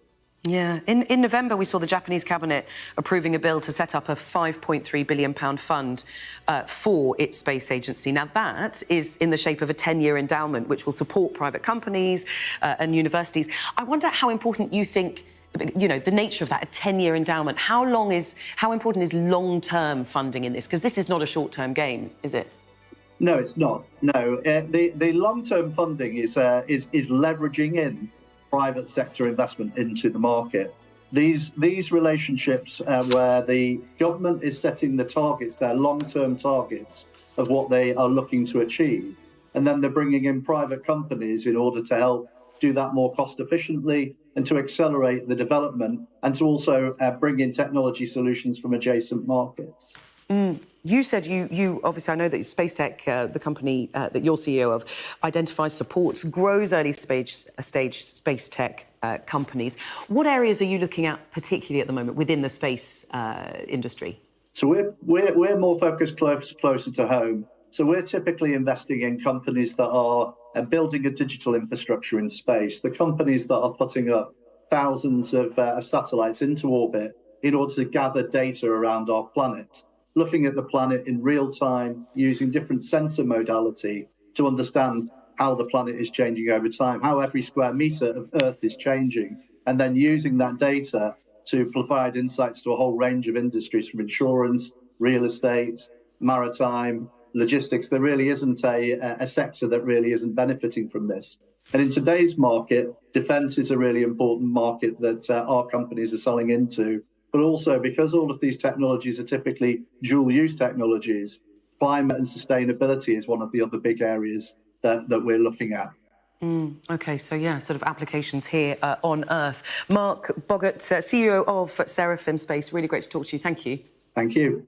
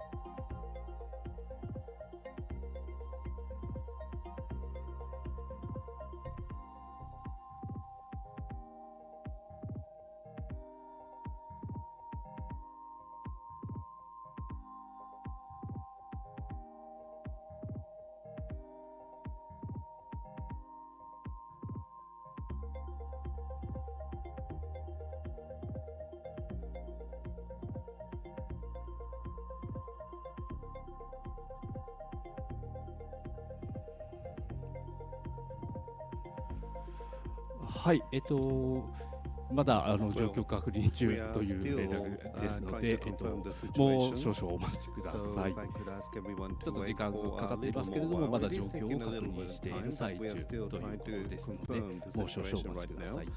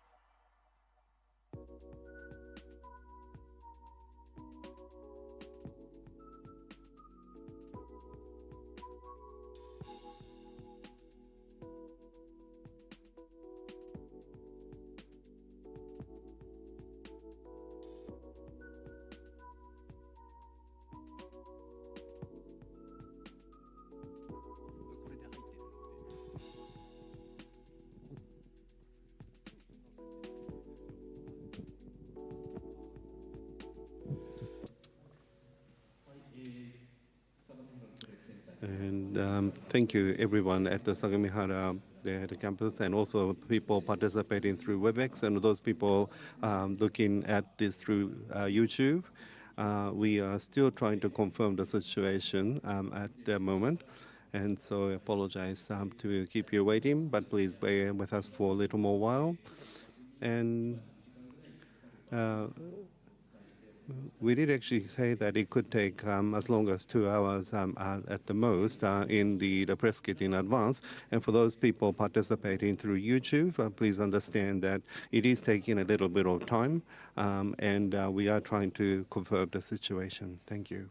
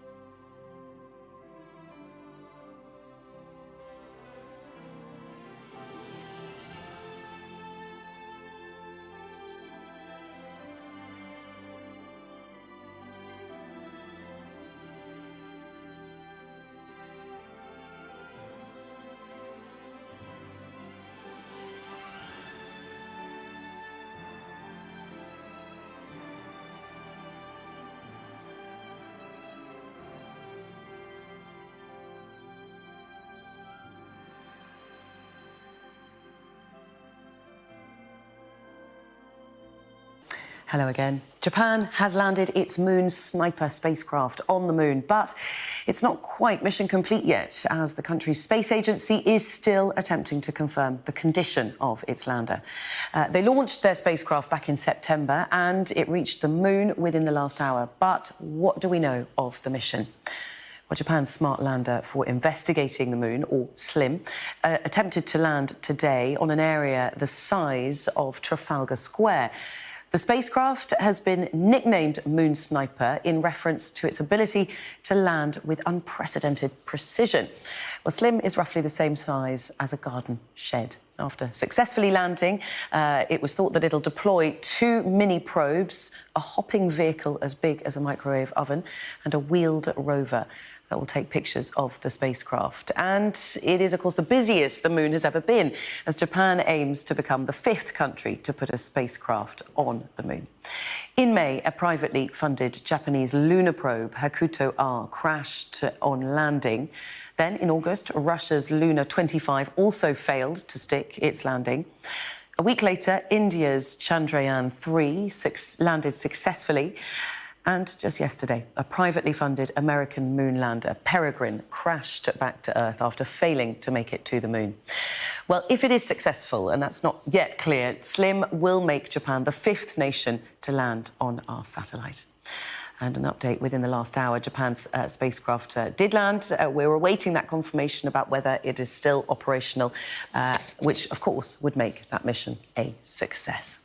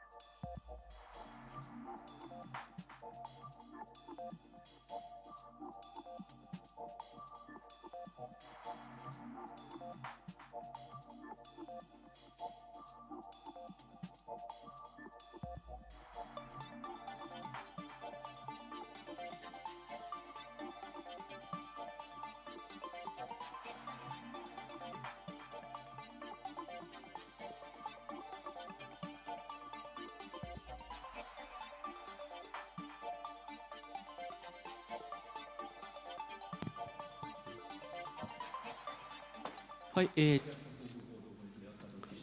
Mr. Yakoroshi from JAXA, the PR department, and everyone at the Sagamihara, the campus press center, and also everyone listening through WebEx, and also those people looking at the YouTube. And thank you very much for waiting.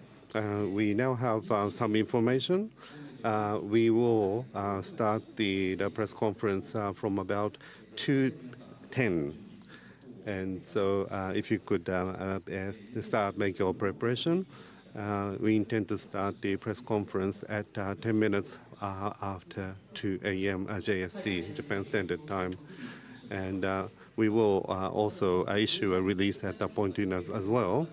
But we are also trying to upload information on our website at the same time. And so there could be a bit of a time lag to when we make the actual press release.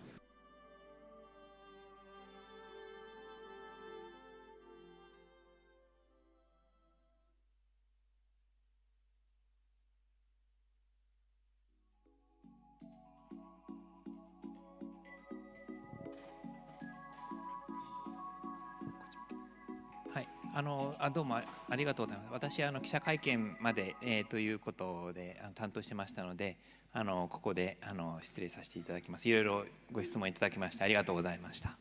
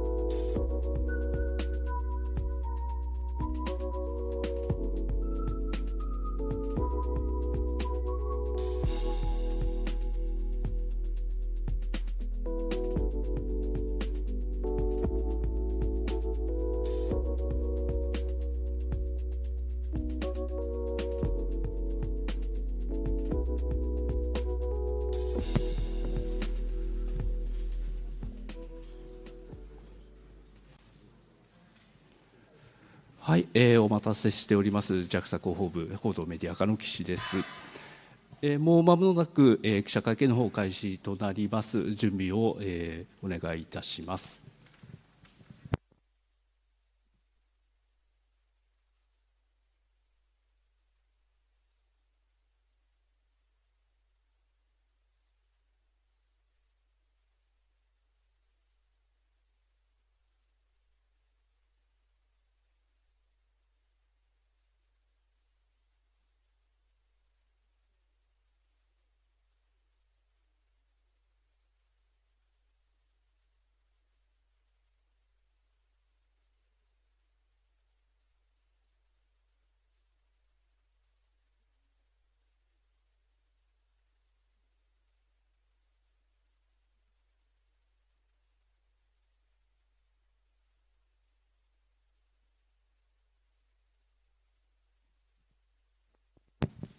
はい、登壇者もう一人、おりますので、今こちら向かっております。もう少々お待ちください。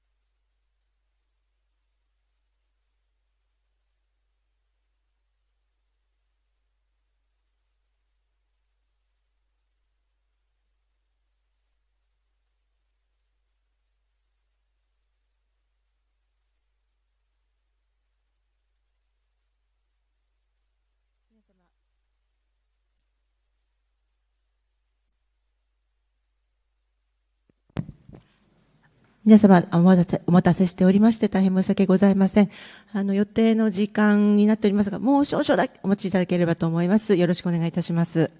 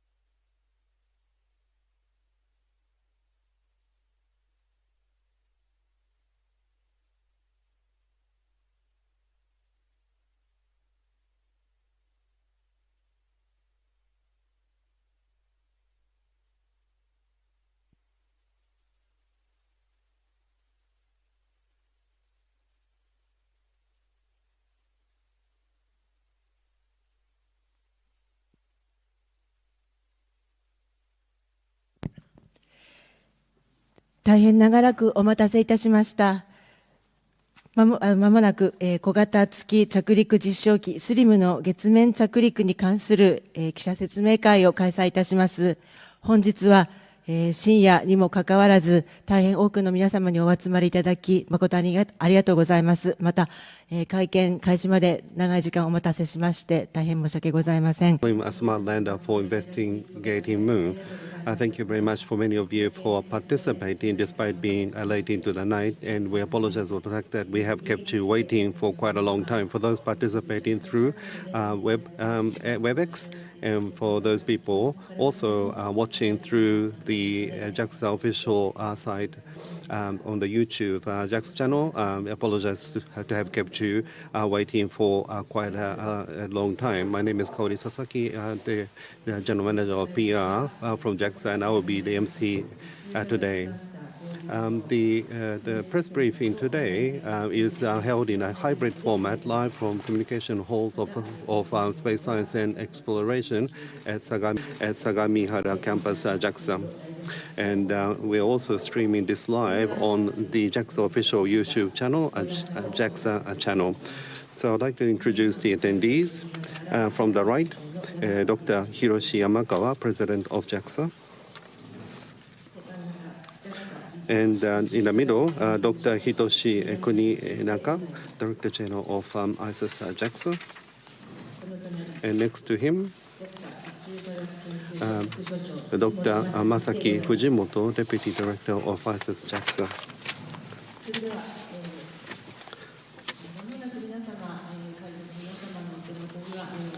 And I think we are handing out the press release as of 10 minutes past 2.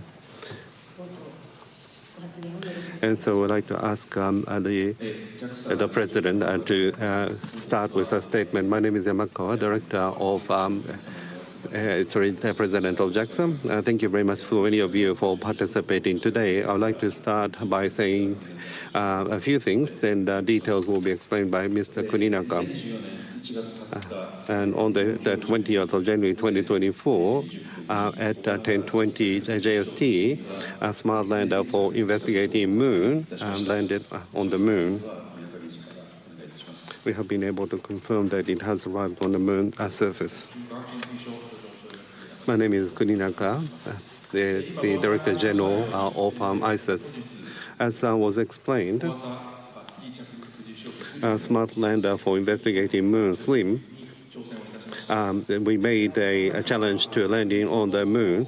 Now, the SLIM has been communicating to the Earth station, and it is receiving command from the Earth accurately, and the spacecraft is responding to these in a normal way. However, it seems that the solar cell is not generating electricity at this point in time. And since we are not able to generate electricity, and so the operation is being done using batteries on load. And based on the data, and landing has been stored on this spacecraft. And so we are trying to data source that to the Earth, and we are making effort to maximize the scientific the achievement. And during the descent to the moon, and while hovering above the moon surface, we have been able to separate Lev 1. And Lev 1, once separated, will automatically send the signal, and that has been successful. So we do consider Lev 1 and Lev 2 have been successfully separated. And we are making an effort to acquire data at this point in time. And in order for us to analyze the data, we will require some time. That has been the case scheduled from the start. And so in regards to sharing of the data, we will require a little more time. And so what we know at this point in time is, as I have explained, and so we are still gathering data to understand the situation of this spacecraft.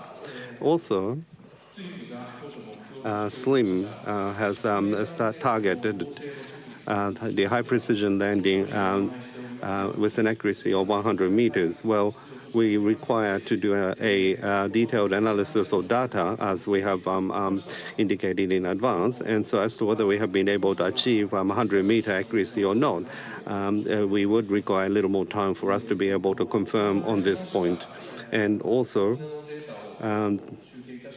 so we will gather the data we have been able to gather, and we are hoping of holding a press conference next week.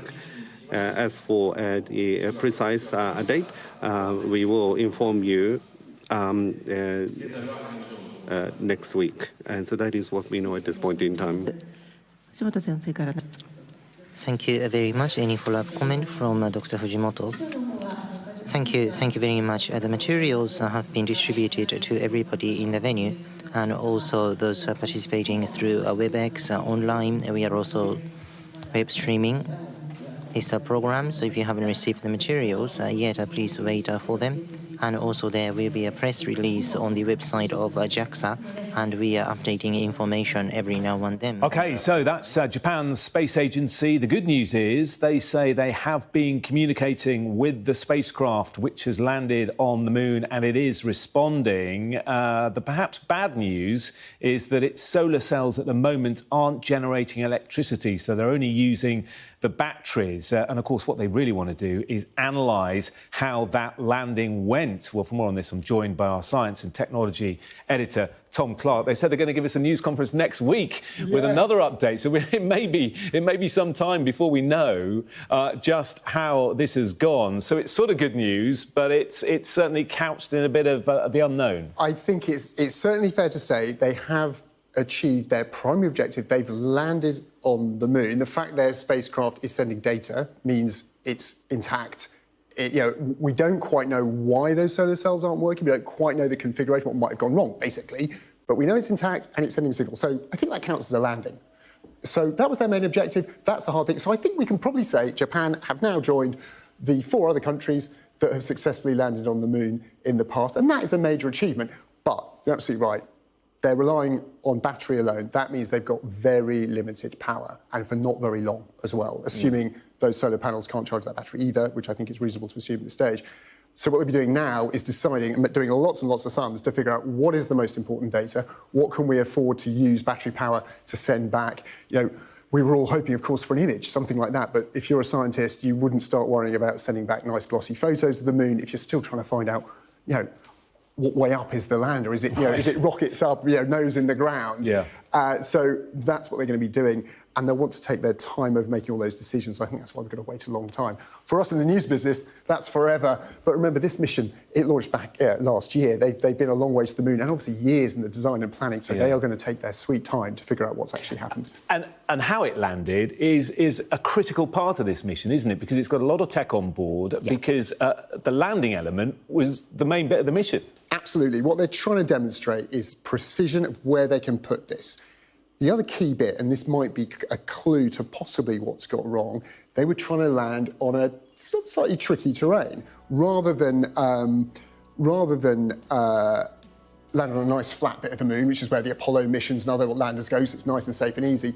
If you want to look for water or something like that, you need to be in a crater. You need to be in the full sunny side of a sloping crater, but on the other side, where it's in the shade, you can find water. They were trying to demonstrate, because that's so key to future lunar exploration, we can land on a slope.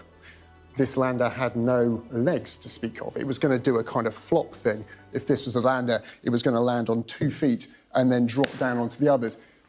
Potentially, this is speculation on my part, we'll have to wait and see, did it fall the other way? Right. If it's lying, for example, on top of its solar cells, is that why they're not generating power? Could it have been something as simple as that? Was it a software failure? I mean, it's kind of impossible to speculate, but they were trying to do a very new thing. The chances of failure were high.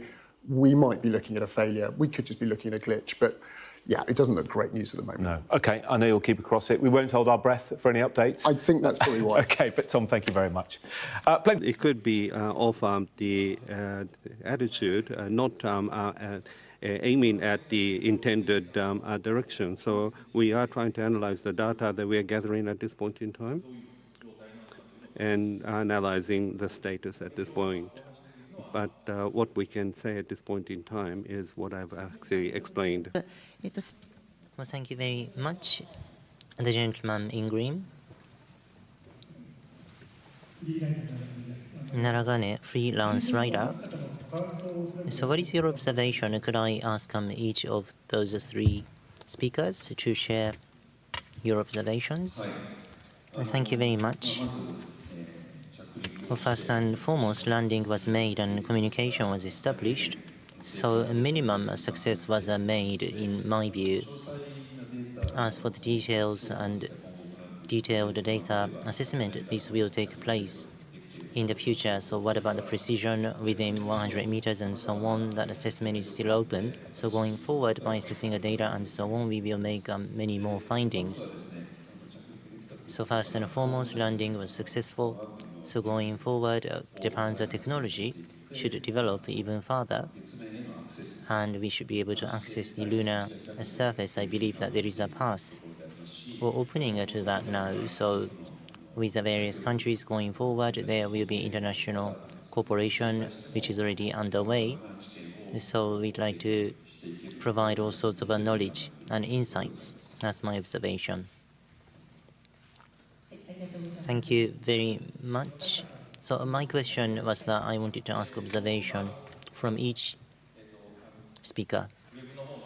So as you saw on the web quick look, the original orbit, intended orbit, was traced by the spacecraft. The orbit was in line with that, and then expected acceleration was also traced. The actual acceleration was also realized. So on a real-time basis, we were able to share such information result with you. So such an outreach activity was possible. This was done very well. Looking at the trace, 100-meter pinpoint landing, precision landing was pretty much successful. Of course, regarding the accurate result, we still need 1 month or so to do the analysis, as we had already communicated with you in advance. But in that sense, we cannot say anything definitively. It is premature to try to do that, but the intended course was followed. So I personally observed that the pinpoint landing was also successful.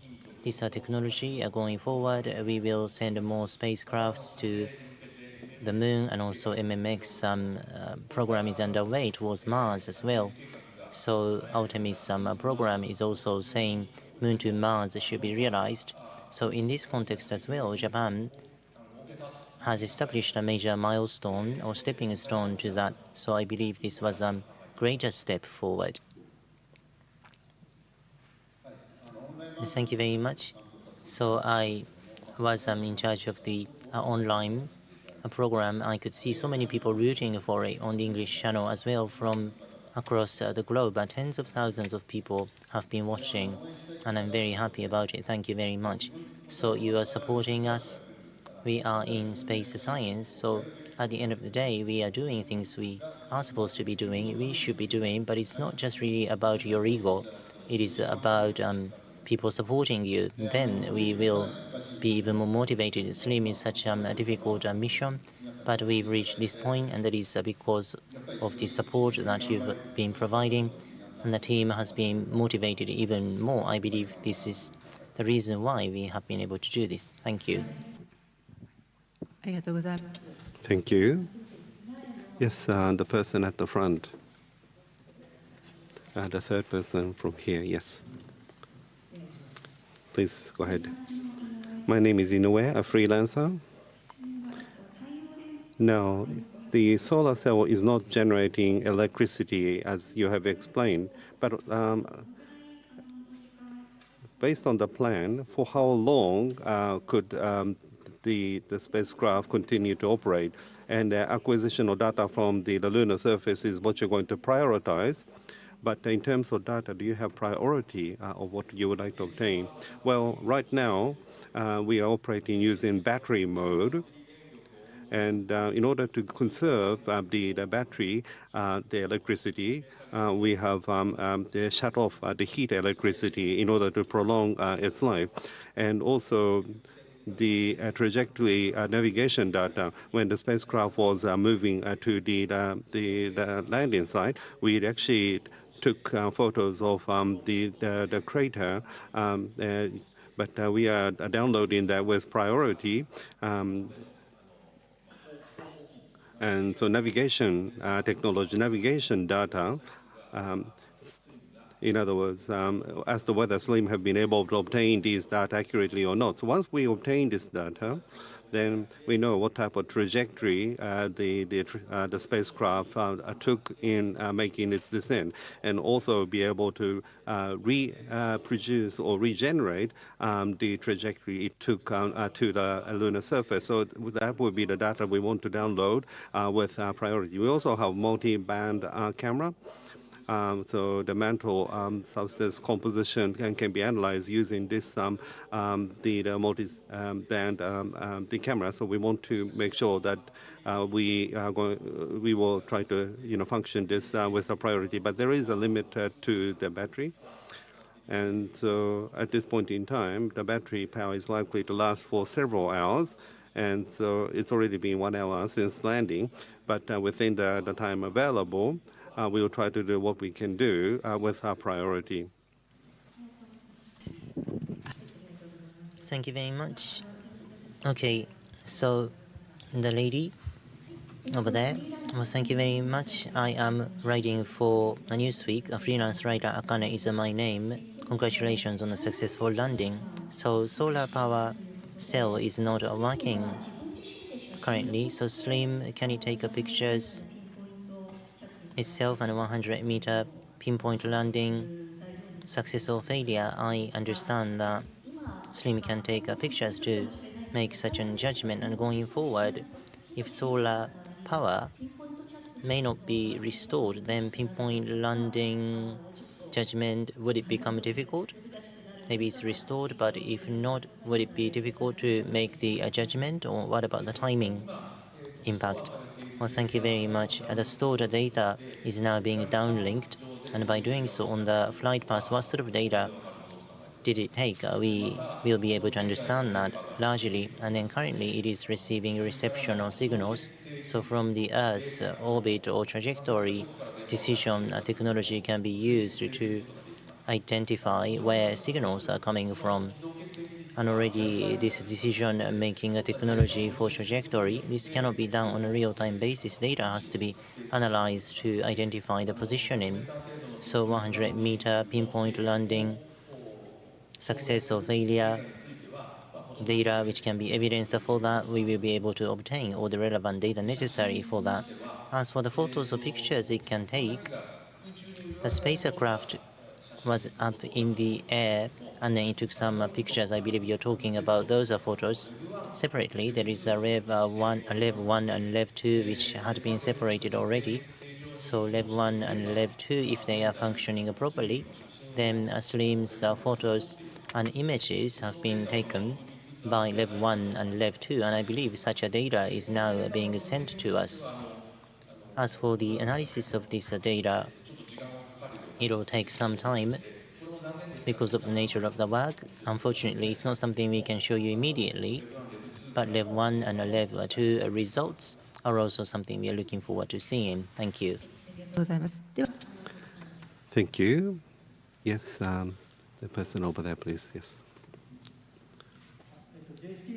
What is Kusaka from JST Science Portal? Now, the solar cell is not generating electricity as you have explained. And based on what you said, battery would last for several hours.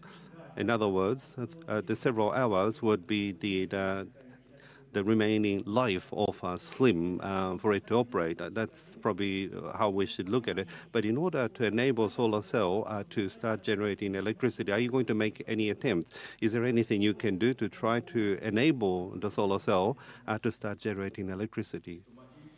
Well, I think there are various ways of looking at it, but it is invaluable, the spacecraft, and we don't know the accurate the situation right now, so we don't want to do anything that is too excessive. So of the remaining hours to try to do something about it, we want to try to keep status quo. And the solar angle will change, and so every month where the sunlight shines on the moon changes, and this change occurs every month. And so one day in Earth is the moon goes around. So it takes 30 days for the solar angle to change of the moon.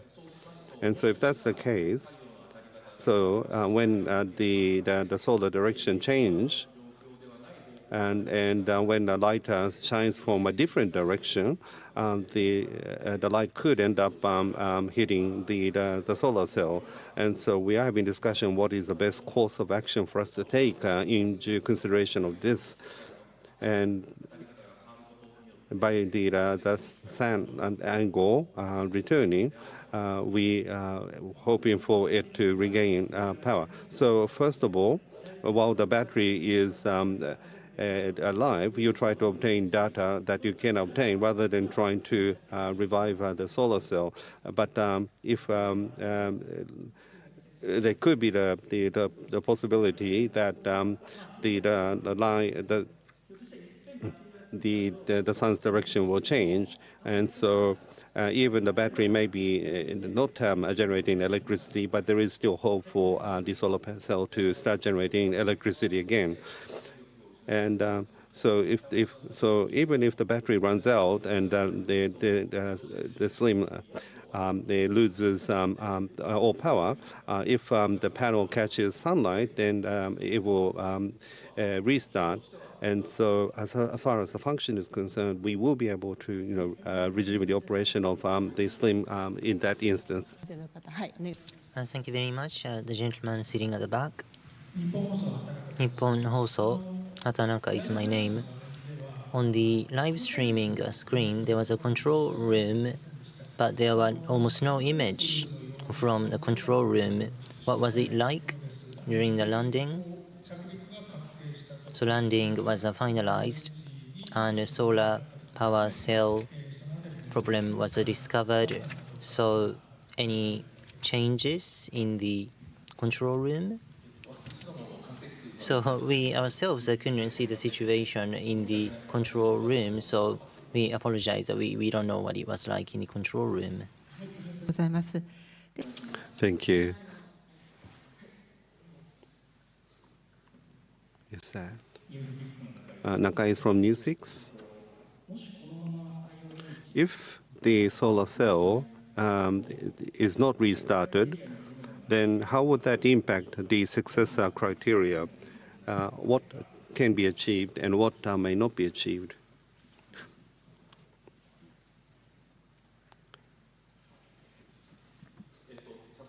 Well, in terms of success criteria, so you have the minimum success, the full success, and extra success. And in regards to minimum success, and is to achieve lunar landing using optical navigation, and to achieve precision landing, and to demonstrate that, and also develop a lightweight spacecraft system and check its operation in orbit. So these are the minimum success criteria. So in that regard, we do feel that we have been successful in achieving the minimum criteria. For full success, achieve high precision landing within 100-meter accuracy. And in this regard, as I've been explaining from the outset, it will take about a month to do an accurate analysis. So, but as you saw on the real-time the live stream, the SLIM did trace the expected cause. So my personal impression is that we probably have been able to more or less achieve a high precision landing within 100-meter accuracy. And so the solar cell state is unlikely to impact the success criteria. Extra continuing activities on a lunar surface for a certain period of time until sunset. Well, in this regard, it requires the function of the solar cell. So in regards to extra success, there is a possibility of not being able to achieve this. Thank you very much. Yes, over there, please.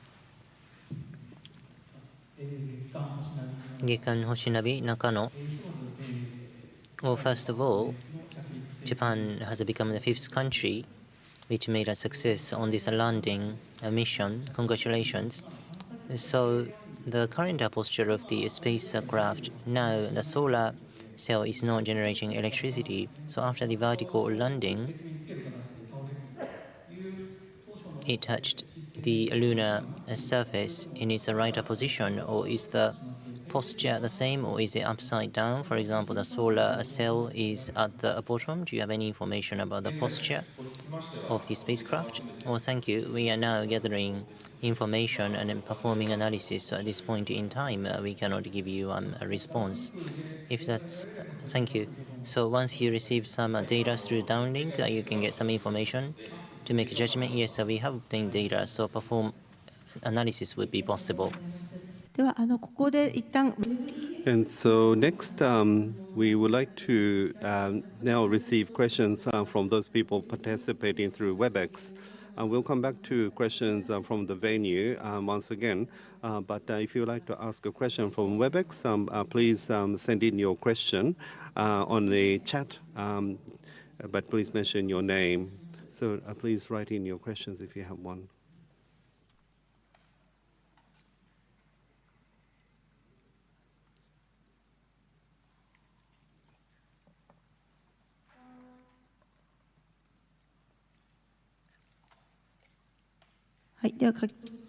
And I have now received a question. Yamanami-san from Yomiuri Shimbun. Please unmute yourself and ask your question. My name is Yamanami from Yomiuri Shimbun. Congratulations for today. Now, in relation to success criteria, I would like to ask a question. Now, in regards to the discussion of the attitude of the spacecraft, you need to look at that. But one of the landing for SLIM was, I think, a two-stage landing. If after a soft landing, if you did not achieve the desired position, so if the two-step landing method was not successful, then not being able to achieve the two-step landing, would that be considered negatively from the success criteria perspective? Well, as long as you read the success criteria, we have not given a definition in regards to two-stage landing or two-step landing. And so if we apply the success criteria as it's written, then we have likely have met the criteria for success. And we did not give a definition, including the two-step landing. Understood. Thank you. Thank you very much. The next question from WebEx Mainichi Shimbun newspaper, Nagayama-san. Please go ahead. Nagayama of Mainichi Shimbun newspaper. Thank you very much for this opportunity and congratulations on your success today.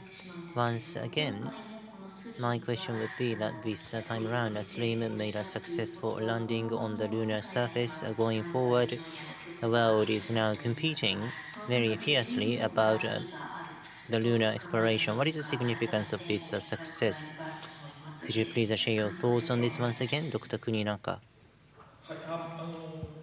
Well, thank you. As JAXA, ISAS, we are in technology development. What we do is technology development. So lunar exploration, for example, CRIPS are promoted by NASA. That is a commercial lunar transport service. And JAXA and IASA, we are not really focusing on that sort of area, but the technology obtained through this mission can be leveraged for a private sector. If some private sector companies want to use this technology, then we would like to proactively provide such a technology to them. That's the position or thinking of ours.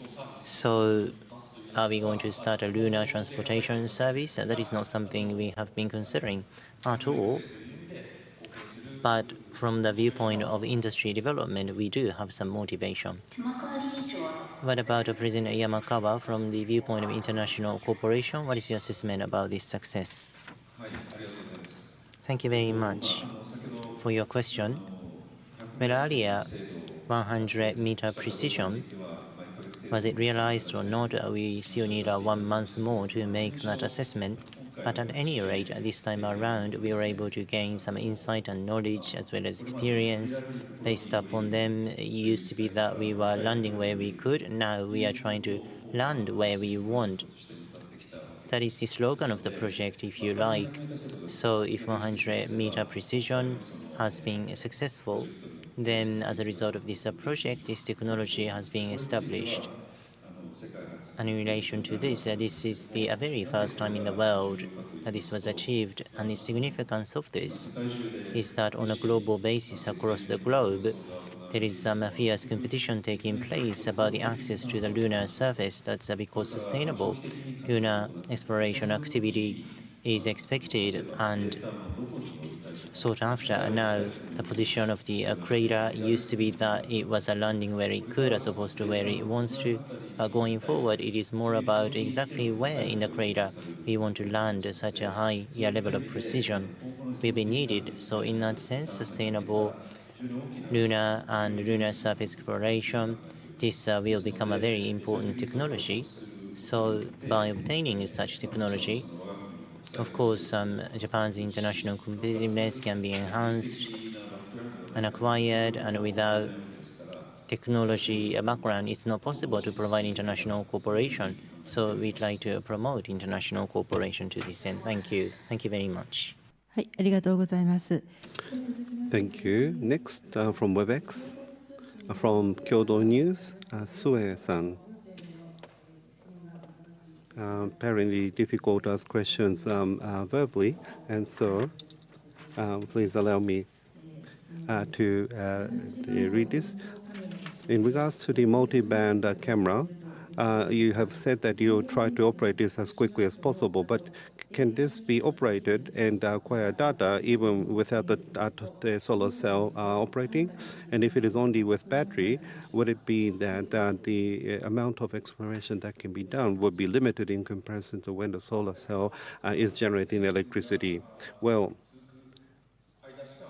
it can only operate while the electricity is available. So in terms of exploration time, the scope to which the exploration can be done could be narrowed based on this. But given the environment, we want to achieve the maximum scientific the achievement, and so we'll continue to make effort to enable to that. よろしかったでしょうか。 Thank you very much. Did that respond to the question? Thank you. There was a comment written in the chat saying thank you very much. So WebEx freelancer Torishima-san, over to you. Torishiba, freelance writer, congratulations on the successful landing. So I am aware that this is a detailed point. In the release statement, a solar cell is not generating electricity. That's the current situation. So the meaning of this is that is it absolutely zero electricity being generated, or electricity is generated but it's not enough for operation? Could you please share with us the nuance of this sentence? Well, we haven't looked at numbers, so we cannot quantify this. Having said that, we understand that there is no electricity being generated, not enough electricity for continuing activities. That's what we hear from the team. Thank you very much. I have a follow-up question. You mentioned that at this point in time, solar cell hardware problem may be solved, or if the angle of the sun changes, the situation may be improved. The solar cell itself is intact, but it is generating no electricity. Is it the issue around the posture or attitude? Do you have any evidence to make such a call or judgment? So you mentioned that this may not be a hardware problem. Do you have any evidence for that? What is the rationale? Thank you. On the orbital trajectory, including the solar cell, it is working appropriately. And also after the landing was made, it is very unlikely that damage was made to the solar cell only. The feature of SLIM is that it is a small, lightweight one, 700 kilograms, which is only about a small car weight. That's how the design and manufacturing and production was done. So it is a very compact one in terms of the equipment inside. So destroying or damaging the spacecraft when the solar cell only would be damaged, that is very unlikely. So we don't believe that it was a hardware damage because we cannot detect any damage to other parts of the spacecraft, and that's our thinking. Thank you. Thank you very much. Going forward, I'm looking forward to hearing some good news. Thank you. WebEx の方ご質問 Does anyone participating through WebEx have additional questions? If you have a question, please indicate this. It seems none, so we'll go back to the venue. And the person with the hands up right at the end. Yes. My name is Fujisaki from Power Network, producing TV programs. Congratulations for your success. Now, it is quite late in the night right now, but there could be children or young people who are interested in space or about the moon. But with this success, do you have any message, particularly for young people and children and young people?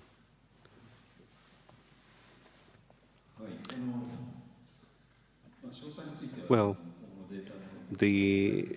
for the details, we still have to analyze the data going forward. But as I have said, we have made a landing. We have been able to establish communication. So in that regard, we are relieved for now. The SLIM project, or what the JAXA ISS has always been saying, is landing on the moon itself is of a very difficult technology. And so doing something that is challenging like this, making efforts, making challenges to something that is not all that easy is very important. So that's the first point. And children who will be our future. I really do hope that children is going to try to make challenges to areas of interest, areas that one wants to engage in. Now, in the outer space area, there is intensive competition, but it's also an area where collaboration is essential. So this is an area that requires both competition and collaboration. And in that regard, the base technology, base knowledge, base know-how, unless you have that, unless you have these, it's difficult to engage in neither competition nor collaboration. So in that regard, going forward, we do want to, link with various countries in the future. And children who want to, be engaged with the countries outside Japan, then the know-how and experience that will become the basis of that kind of interaction, I think is very important. Now, at this point in time where we don't have accurate data, and so it may be too much for me to say this, but this is my thoughts at this point in time.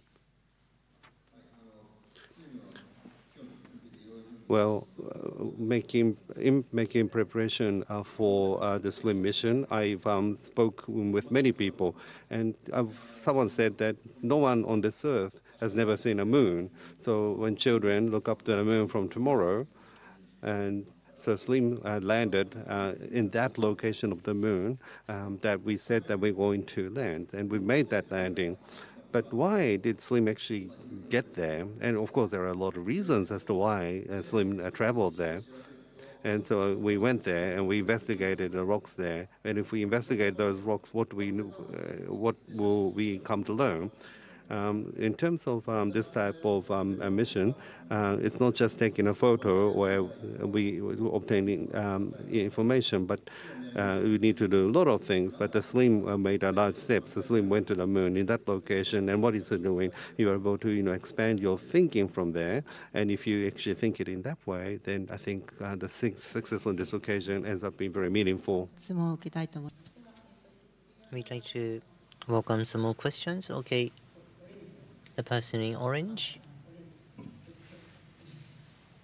Yes, please. NHK Mizuno. Earlier, as I heard you making comments, landing was successful and 100-meter landing is likely to have succeeded too. If the possibility is high, then I thought that you could look happier.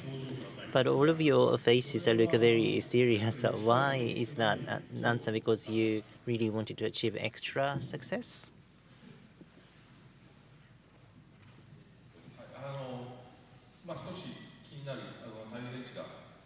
Well, it's somewhat concerning that the solar cell is not working. It is not activated. So I am working most closely to the team, and first and foremost, we just want to know what's happened. So, including the president, we are just thinking about what a spacecraft is looking like, what sort of condition it finds itself in. So once we know, we will know the next step, because we are always thinking about the next step. So this kind of a situation is very tough for us. So rather than being happy about what's already happened, we are always thinking about the next step, and we don't have a full visibility about what the next step will be. That's tough for us. You're saying that there has been a success, but there are many steps going forward. So you're concerned about them? Yes, if we can work on the plan we've already made, then we'd be happier, but we don't know, so we just want to think about the next step, right? Okay, thank you. Thank you very much. Yes,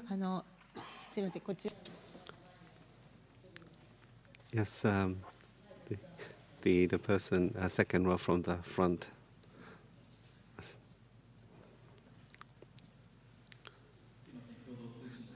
Nanai is my name from the Kyodo News. On this occasion, the focus has been the vision-based navigation and the precision landing. But in regards to the vision-based navigation, has that gone well? Or will you not know this until you have identified the situation in regards to the pinpoint landing? And in regards to the two-step landing, you're still confirming as to whether we have achieved a success or not. That's correct. We have accurately traced, and we have actually traveled to the SHIOLI crater. And we have been able to show the data in real time, downrange, close range. We have been able to maintain very small number, and we have been able to trace the trajectory. And so in that regard, we do feel that vision-based navigation performed very well. In regards to the two-stage or two-step landing, we are still trying to analyze the situation, as you have indicated. Thank you very much. Yes, the person over there. The person in the very front row. Asahi Shimbun newspaper, Tamaki. So the landing itself was confirmed 20 past midnight. Were you able to immediately confirm that the landing was made? And also, when did you find out that the solar cell was not working? Could you share with us the specific timings you made these findings? Thank you. As you could see in the real-time monitor, at the left top, there is a mode being indicated. So power descent mode and a vertical descent mode, and finally moon landing mode. Such indications were made in that sequence, so the spacecraft was switching across these different modes autonomously, making judgment. And then first 20 past midnight MLM indication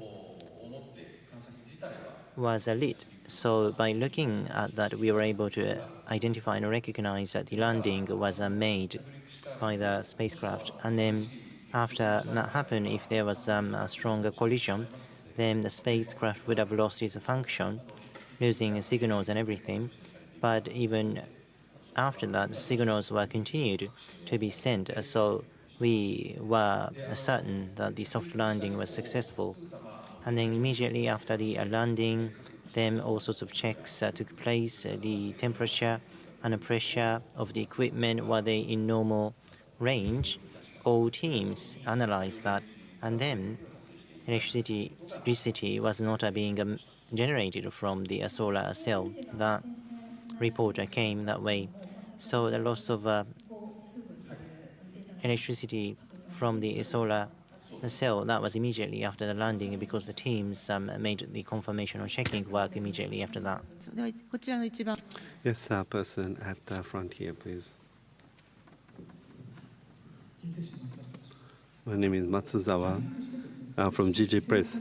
So it landed the attitude was incorrect, was not able to generate electricity. I think that was with the European, the horizontal landing fillet. I think similar thing had occurred.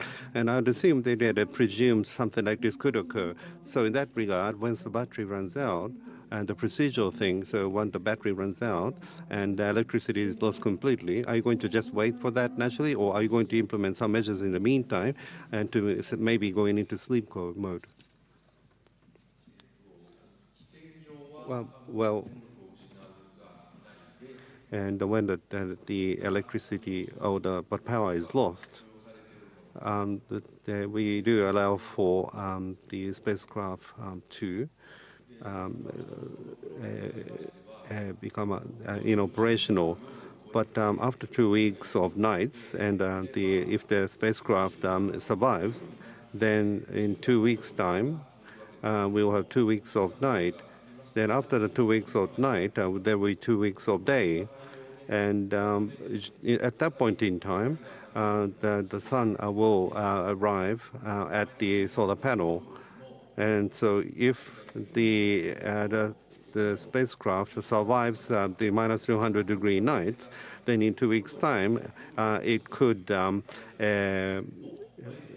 revive again. So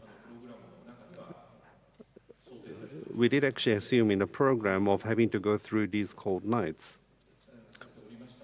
So the craft does have such a functionality. So we do have that kind of expectation. So it does have that kind of function. Before the battery runs out, are you going to do anything, any procedure? No, we're not assuming to do so at this point in time. Well, after the battery runs out and until it comes back, what type of mode would you call it? Is there any name given to a mode? So it's like a sleep mode? Well, I suppose it would be kind of a sleep mode. Then I have a request. I know you're involved in, tough times, and so it's several hours. So probably all the operations will be completed by the day today. So if you could make a press release of what had happened. So maybe, just a press release to say that the battery has run out. If you could make that kind of a press release, that would be appreciated. We'll consider. Any other questions? Okay, now I see 1, 2, 3, 4, 5, 6 hands. And so we will take those questions and then we will give the floor to the WebEx participants. Okay, the person over there. freelancer Otsuka. Currently, the condition of the lunar surface, so Slim made the landing, and then I believe that spot is more towards the morning. So where is the sun if you say what time it is? That would be appreciated. Okay. We cannot say an accurate number. We don't have such data available to make a response to that question. If I remember correctly, I believe that that spot is more of a morning.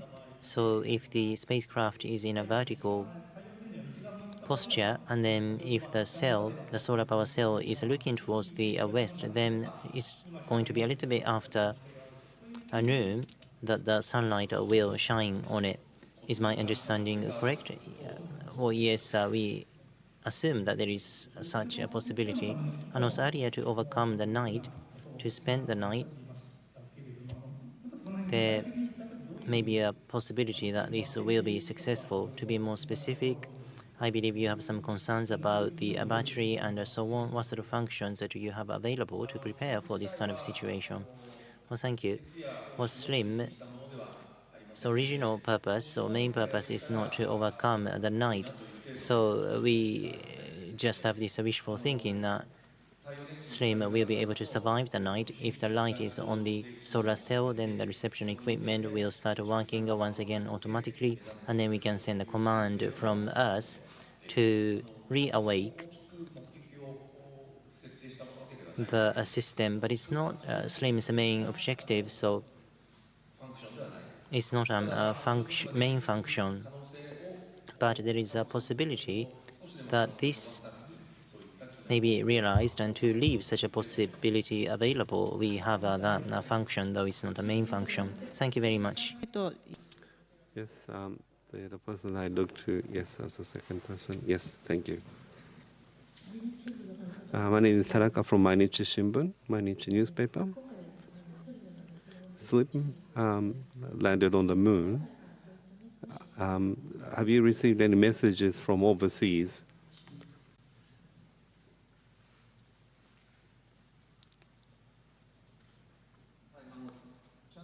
Well, we have not received a kind of an official message as yet. We've been busy, so we have not been able to confirm. But just prior to their landing, I did actually receive a message from NASA, and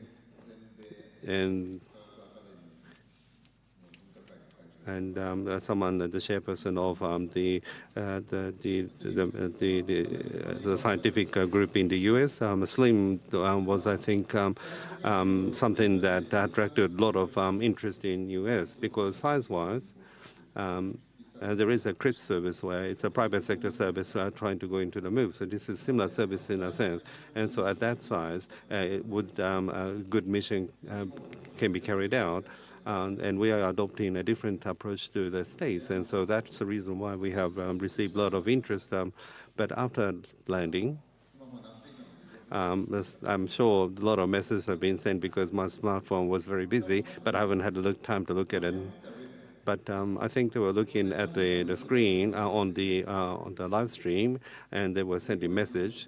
And I would assume that the message is a congratulatory message, but I'm a little scared to look at it. But I just didn't have time to look at my smartphone. Oh, yes, as a third person. Tokyo Tobimono Kakai Okazawa. So the spacecraft signals are being received. What about the ground station situation? Is it NASA or Uchinoura that is being used? At the timing of the landing, the Japan base was used. And Uchinoura 34 meter and Usuda 64 meter were also operated.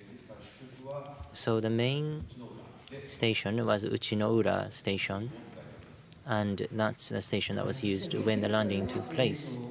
If that's the case, it's not Uchinoura, it's a Goldstone that is being used. Yes, that's true. So the Japan base is no longer used.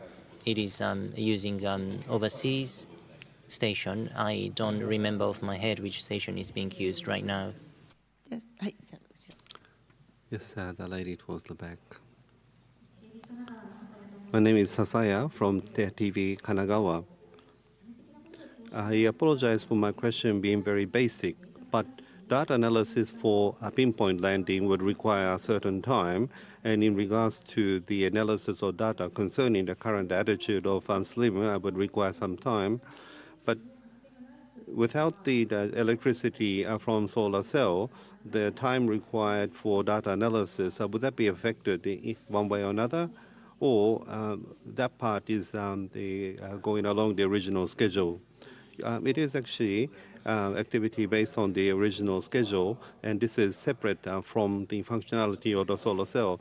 So just analysis of our acquired data. And so in that regard, we're not impacted by the solar cell situation. Thank you very much. The next question, please.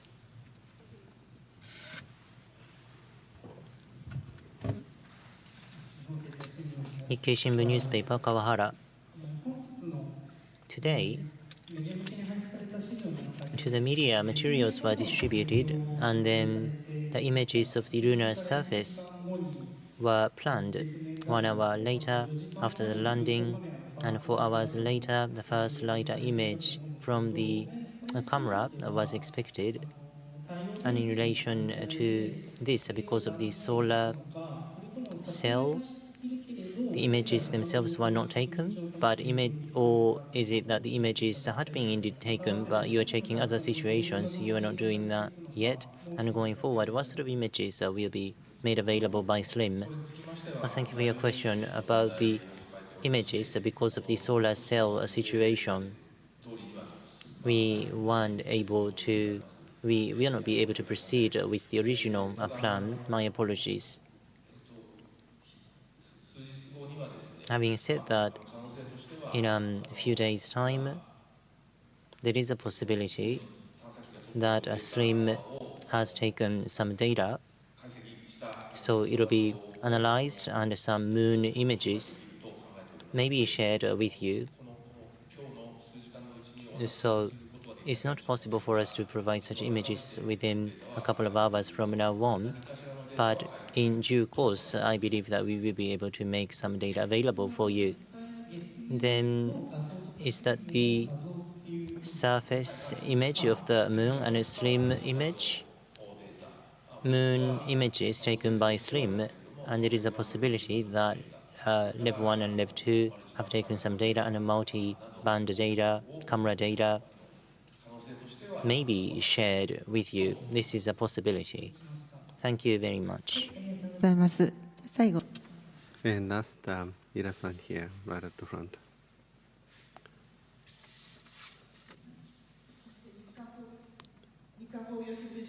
Ida is my name from Nikkan Kogyo Shimbun. And congratulations on successful landing on the moon. In regards to the development of SLIM on this occasion, I understand that many Japanese companies were involved.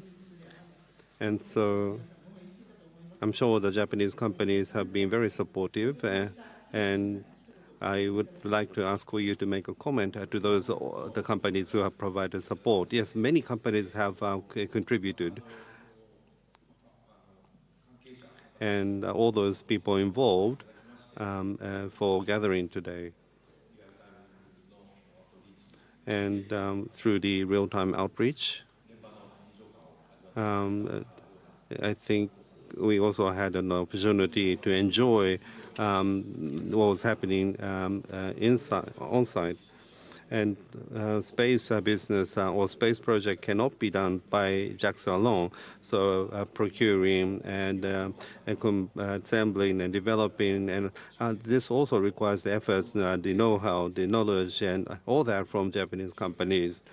And so in that regard, and also not just the companies, but a lot of the teachers from university are helped by providing their knowledge. So in that regard, we have received support from everyone throughout Japan, which has enabled this. I talked about Uchinoura, the Usuda. I talked about the antennas at those stations. And the local community has made effort to contribute towards the space initiatives. And so I would like to take this opportunity to express my sincere gratitude to everyone who have provided their support. Well, thank you very much. From WebEx, if anyone has a question, we will be able to entertain 2 to 3 more questions. Anyone? From WebEx, any questions? Please write your questions into the chat.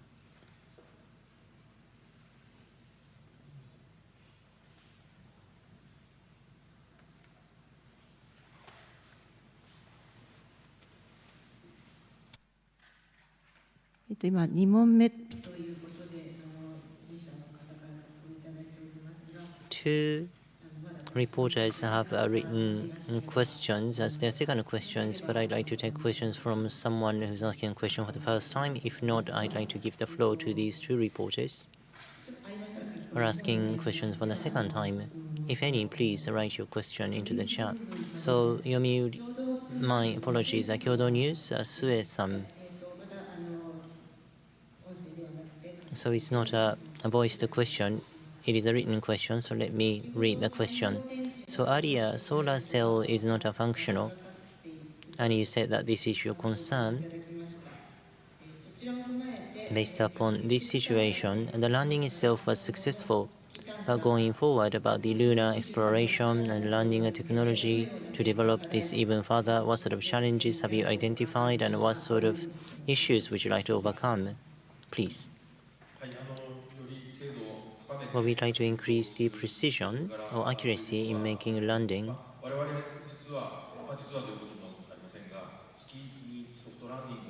Soft landing on the moon itself was the very first attempt by JAXA as well as ISAS.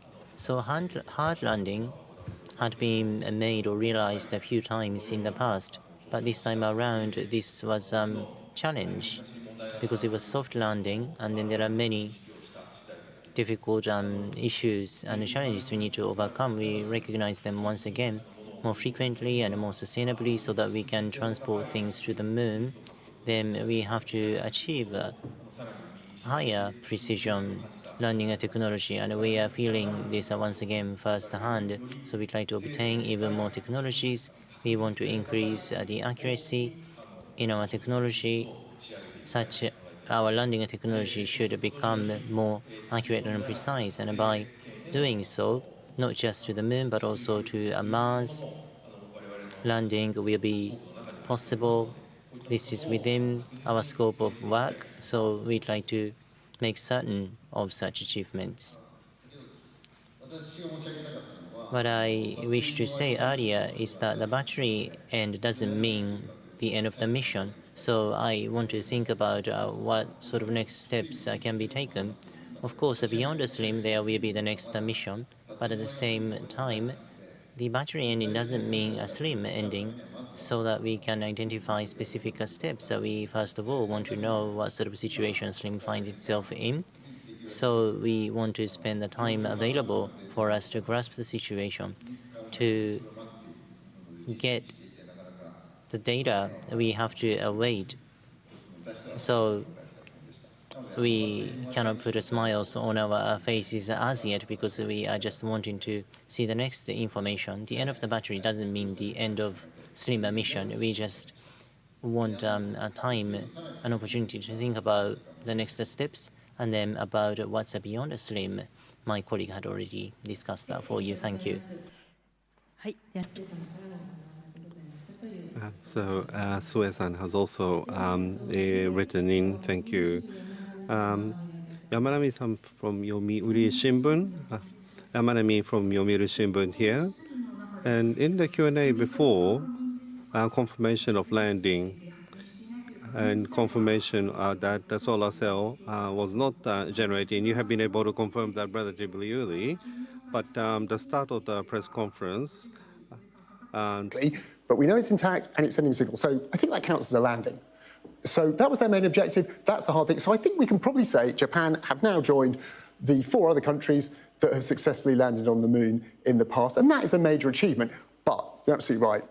They're relying on battery alone. That means they've got very limited power and for not very long as well, assuming those solar panels can't charge that battery either, which I think is reasonable to assume at this stage.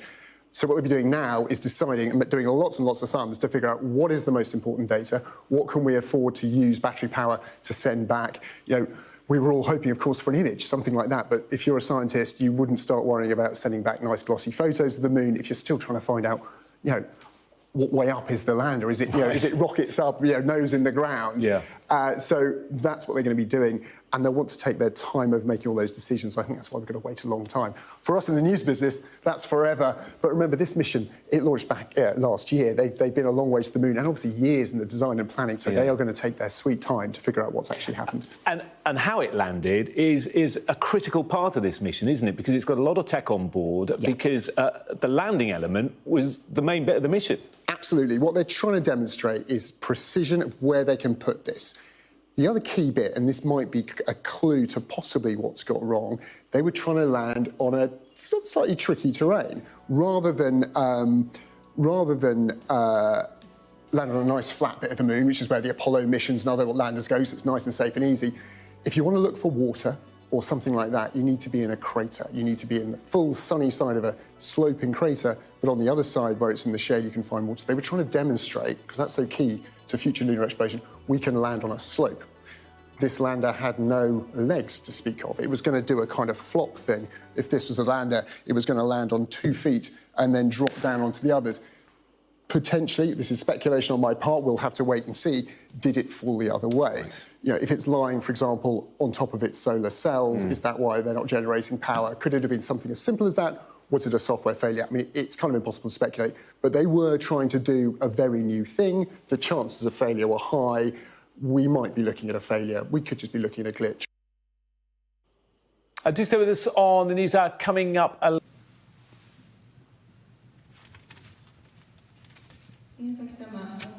Miyazaki-san, we cannot hear you.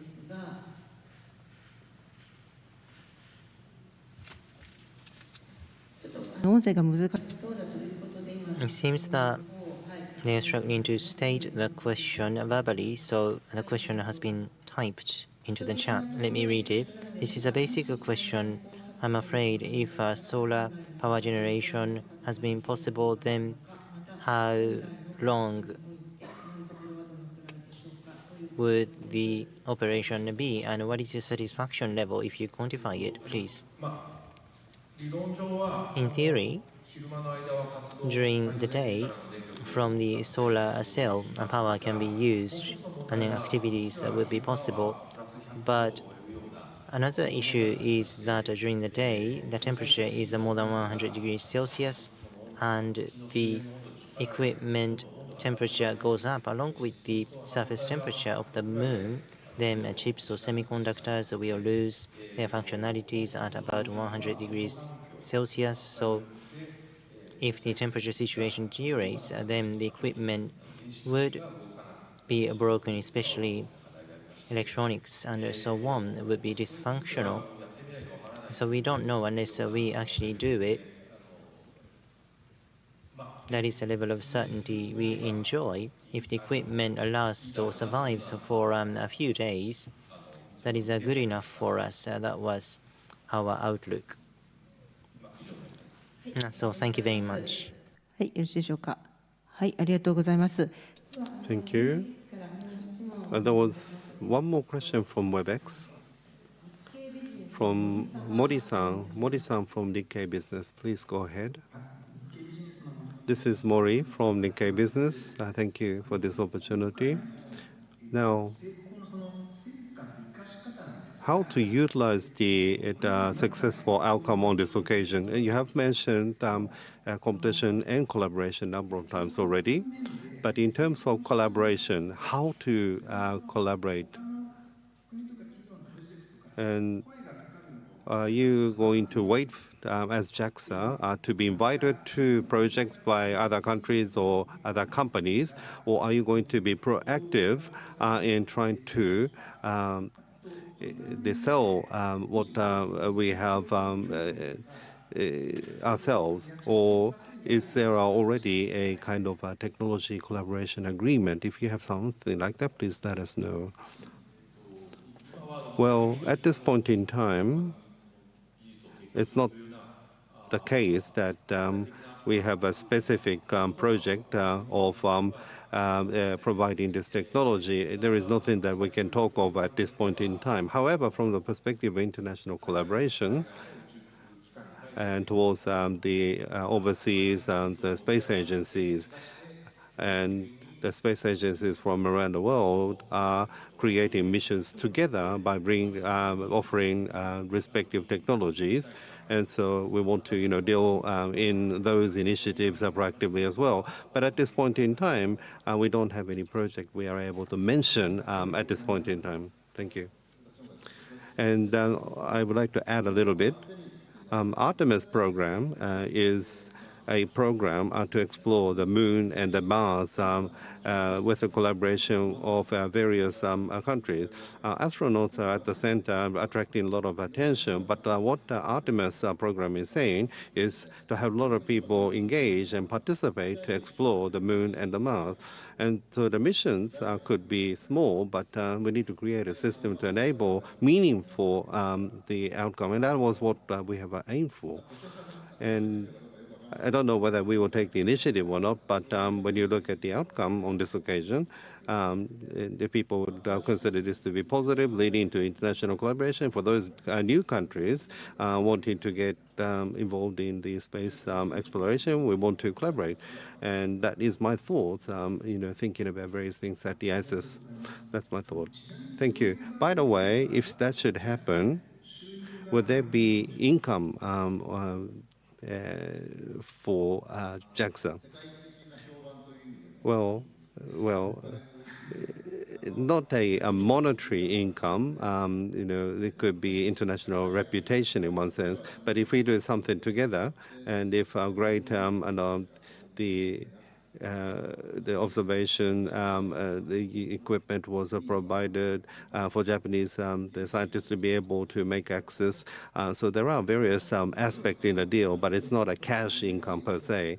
But I think slim on this occasion, and people praising this, considering it to be worthwhile, is priceless, really. Well, thank you very much. I'd like to conclude taking questions from WebEx, and now turning to the venue once again. Well, I could see so many hands in the air. First comes first. Okay, so we will take 5 more questions, and then that's the end of the press conference. Yes, please. Hayashi, a freelancer writer, thank you very much for this opportunity today. Earlier, Dr. Kuninaka said that the planned orbit was traced, trajectory was traced, and acceleration was traced, so everything was very smooth, and a pinpoint landing was more or less successful. What about the final hovering when the vertical descent was made? I thought that the final 2 to 3 meters was somewhat fast.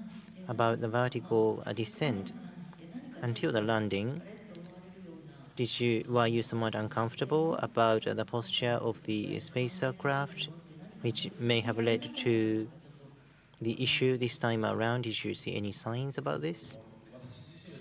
Well, thank you. I wasn't able to identify that myself because I didn't have data available, so I couldn't I had no recognition.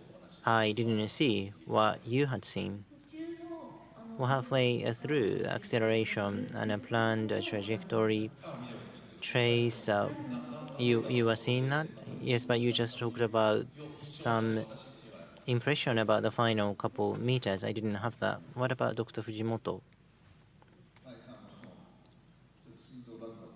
So my heart is pounding. So I am impressed that you were looking at that. And so we will obtain data going forward, so want to make a verification. What was your impression when you saw the final couple meters? So during that operation from overseas, I was being interviewed by overseas, so I was in a way confused. I didn't notice that if I respond simply. So why did you say that you were impressed that you noticed that? Well, I was just awed at your observation. So now the reason why we are getting so much data, trying to obtain so much data, is because of what we want to do.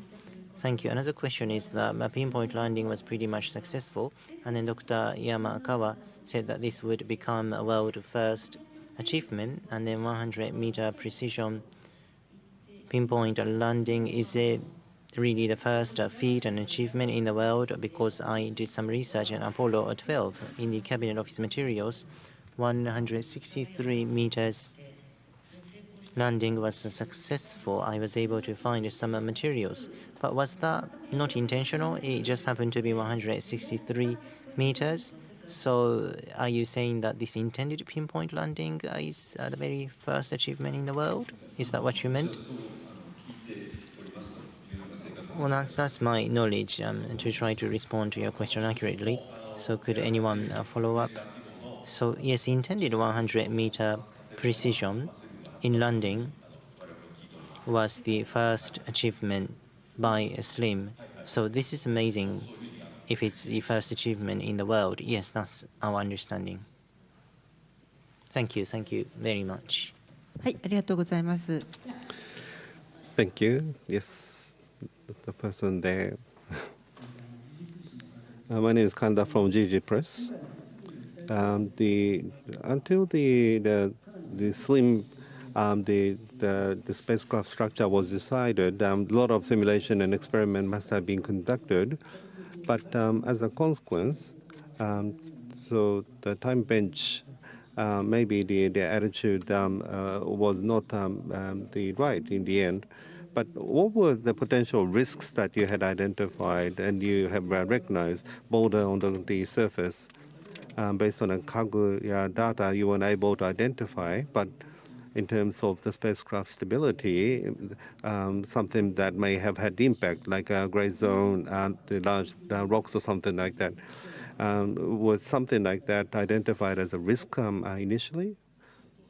Well, Kaguya data or the U.S.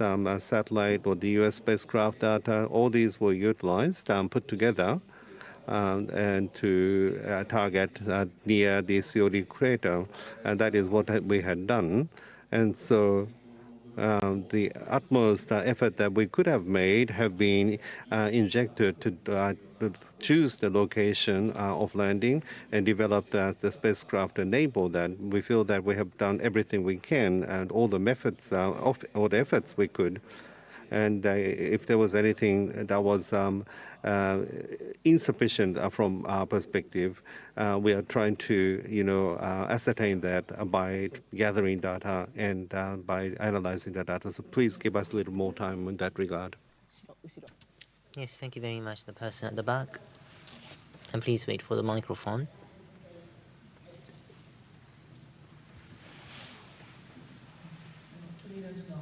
Freelance Akiyama. Thank you. Now the data downlink is proceeding, and the Slim data will include so much information. But separately from that, when making an attempt to the lunar surface by various countries and NASA and so on are also providing precious images. In terms of Slim, are you going to provide information to other countries, and because of the error or data, is there going to be additional insight?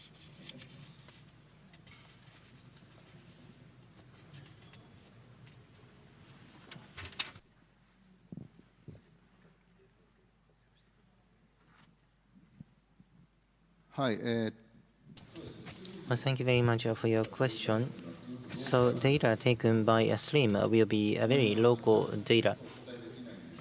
Well, I cannot really respond to this question directly, but what we can share the most is that when attempting a pinpoint landing, we get experiences that can be shared. So rather than data itself, it is about the operational know-how that we will be able to share.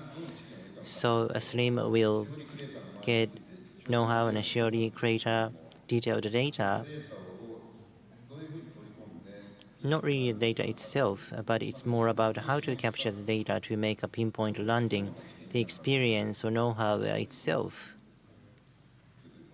is what we can share. I'm afraid I didn't fully understand your question. So LRO going forward, SLIM landing spot images will be shared, and so on, to understand the situation of the spacecraft and so on. For example, you will know the attitude and the positioning, posture of the spacecraft. Yes, so we will only have a chance every 1 month because of the orbit condition. Now,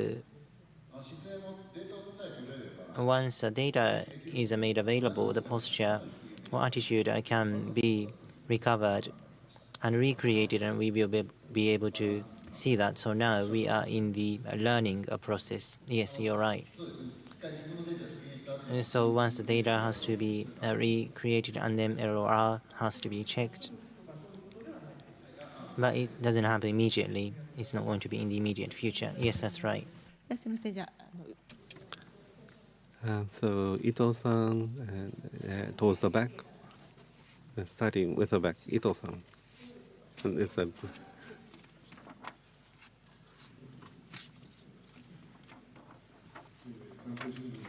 This is Ito from Sankei News paper. I apologize for asking questions while you're quite tired, but simple confirmation. So right now, solar cell is not generating electricity.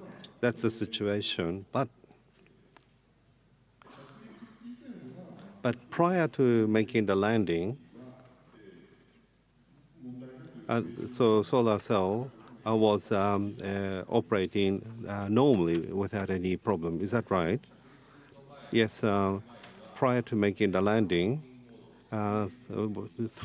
SPM was the indication, some pointing mode, and that's the mode for the solar cell pointing to the sun. There was no warning, and so I do believe that the solar cell was functioning well, and so the solar cell issue had occurred after landing. That's without question. Yes, that is what we think, and so. I think it was proceeding in line with the plan, but you didn't mention this in the release. So the start of the descent start as scheduled at the midnight on the dot 0000. Is that right? Yes.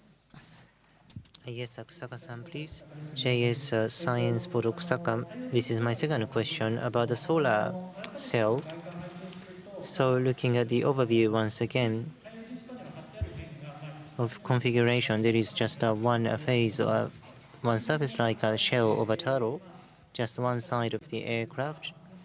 So perhaps you could have put solar cells on other sides of the spacecraft. I believe that there are some design restraints and so on. Could you share with us the reason why solar panels are only one side or face of the spacecraft? The reason why I'm asking this is because of the past many years, SLIM has been underway, and then looking at the CG provided by JAXA, of course, this is only a 2D diagram, so I somewhat remember that there was an version which had solar cells on all sides of the aircraft, so perhaps that would have been helpful. So could you please explain as to why you ended up with this configuration? Yes, you're right. Through the history of the development, configuration has changed many times. As you rightly pointed out, at the beginning it was a cylinder-type spacecraft, and around the cylinder there was a spin axis, there was a spin mode type spacecraft, and then we made some further considerations. Then for the two-step landing, we opted for this particular approach, and as a result, this type of flat spacecraft was what we opted for. Two-step landing approach was what we chose, which changed the configuration to a great deal, and solar panel body mount type cylinder type model was abandoned, and now we have this kind of a turtle shell solar cell type of model. We made that change. So body mount cylinder body getting solar cells around it, whatever direction light comes from, partial power generation would be possible, which is a benefit. But then there is a side which doesn't receive any sunlight, then there will be a loss of power generation efficiency. About 1/3 will be lost. So it'll only be 1/3 of the benefit compared with the situation when all the power or solar cells are functioning. But if there is only one side which carries solar cells receiving sunlight and being fully operational, which is very efficient, this is very effective. So with a small amount of solar cells necessary, electricity can be generated. Such benefit was expected. So this was really a trade-off. We wanted to make the spacecraft lightweight because that was one of the objectives of slim. So as a result of such trade-off, cylinder body was changed to the turtle shell shape body. And then because of the combination with the two-step landing, we opted for this particular method. So not necessarily, it's sometimes good to put solar power cells across the spacecraft, or putting that on only one area is sometimes good. So there is no right answer. We just decided to opt for this option. For slim, there are also design parameters, and as a result of making each decision, we ended up with this model. So design concept or thinking, because of the slim concept, rather than trying to be on the safe side by having solar cells all over the place, just choosing one area was more ideal. That was part of your design thinking. Thank you. Yes, that's the case. Thank you very much. So we do have time constraints. I'd like to limit the last question to someone asking questions, someone who has not asked question yet. There are two people. Okay, so the person at the front to go first, please. My name is Shikura from Asahi Shimbun. Now, this press conference, Sakai-san was to attend this initially. The fact that he is not attending is because he was to prioritize the data downlinking, right? Yes. Yes, myself too. I was a little bit concerned the fact that you don't look all that happy. Now, Kuninaga-san, of this slim operation, if you were to score this, how would you score? And what score out of what score? Well, I am the Director General of ISS JAXA, and so the staff tend to dislike me for the fact that I tend to make rather harsh comment. So if you could have that in mind when I give my score, and my score is 60 out of 100, so it's a pass mark just. Yes, the person at the back. Yomiuri Shimbun newspaper, Kato, thank you. Just to confirm regarding Lev 1 and Lev 2, Lev 2 is working through Lev 1, so they are working normally. Were you able to confirm that they were taking images as well? or anything that's already been confirmed or any timing in the future, that confirmation can be made. The only thing we are able to confirm is that the signals are being received for Lev 1 and Lev 2, and within those signals, what sort of data are included. We are still performing analysis, so whether or not we have the images, we cannot make a judgment as yet. We will need several more days to make such a judgment, and we'll be able to tell you. Regarding Lev 2, is it functional? Is it working? Regarding Lev 2, it is working through Lev 1. We have to analyze some images through Lev 1. So whether or not Lev 2 is working at this point in time, we cannot make a call. At least Lev 1 is working. We were able to confirm that. I believe that this is more accurate language. My follow-up question would be is that when landing was made and looking at telemetry, there is some 3D, and then it was sort of sinking into the ground to some extent. Some people were saying that was that because there was a gap between the expectation and reality. Do you believe that this could have impacted the landing? Well, thank you very much. This is another thing that we need to analyze together with others, and there is a margin of error in terms of the data we had already had. So it did look like the indication was that it had sunk into the ground. But if it was fully indicated in the system or not, this is something we have to look into. Thank you. Thank you very much. And so we have the time constraints. And so with this, I would like to conclude the press conference. Thank you, everyone, for participating. And also those people participating through WebEx, thank you very much for your many questions. And also for those people viewing the press conference through the YouTube JAXA channel, thank you very much for watching, despite having to wait for quite a long time. So now in conclusion, we'd like to declare the press conference concluded. Thank you very much.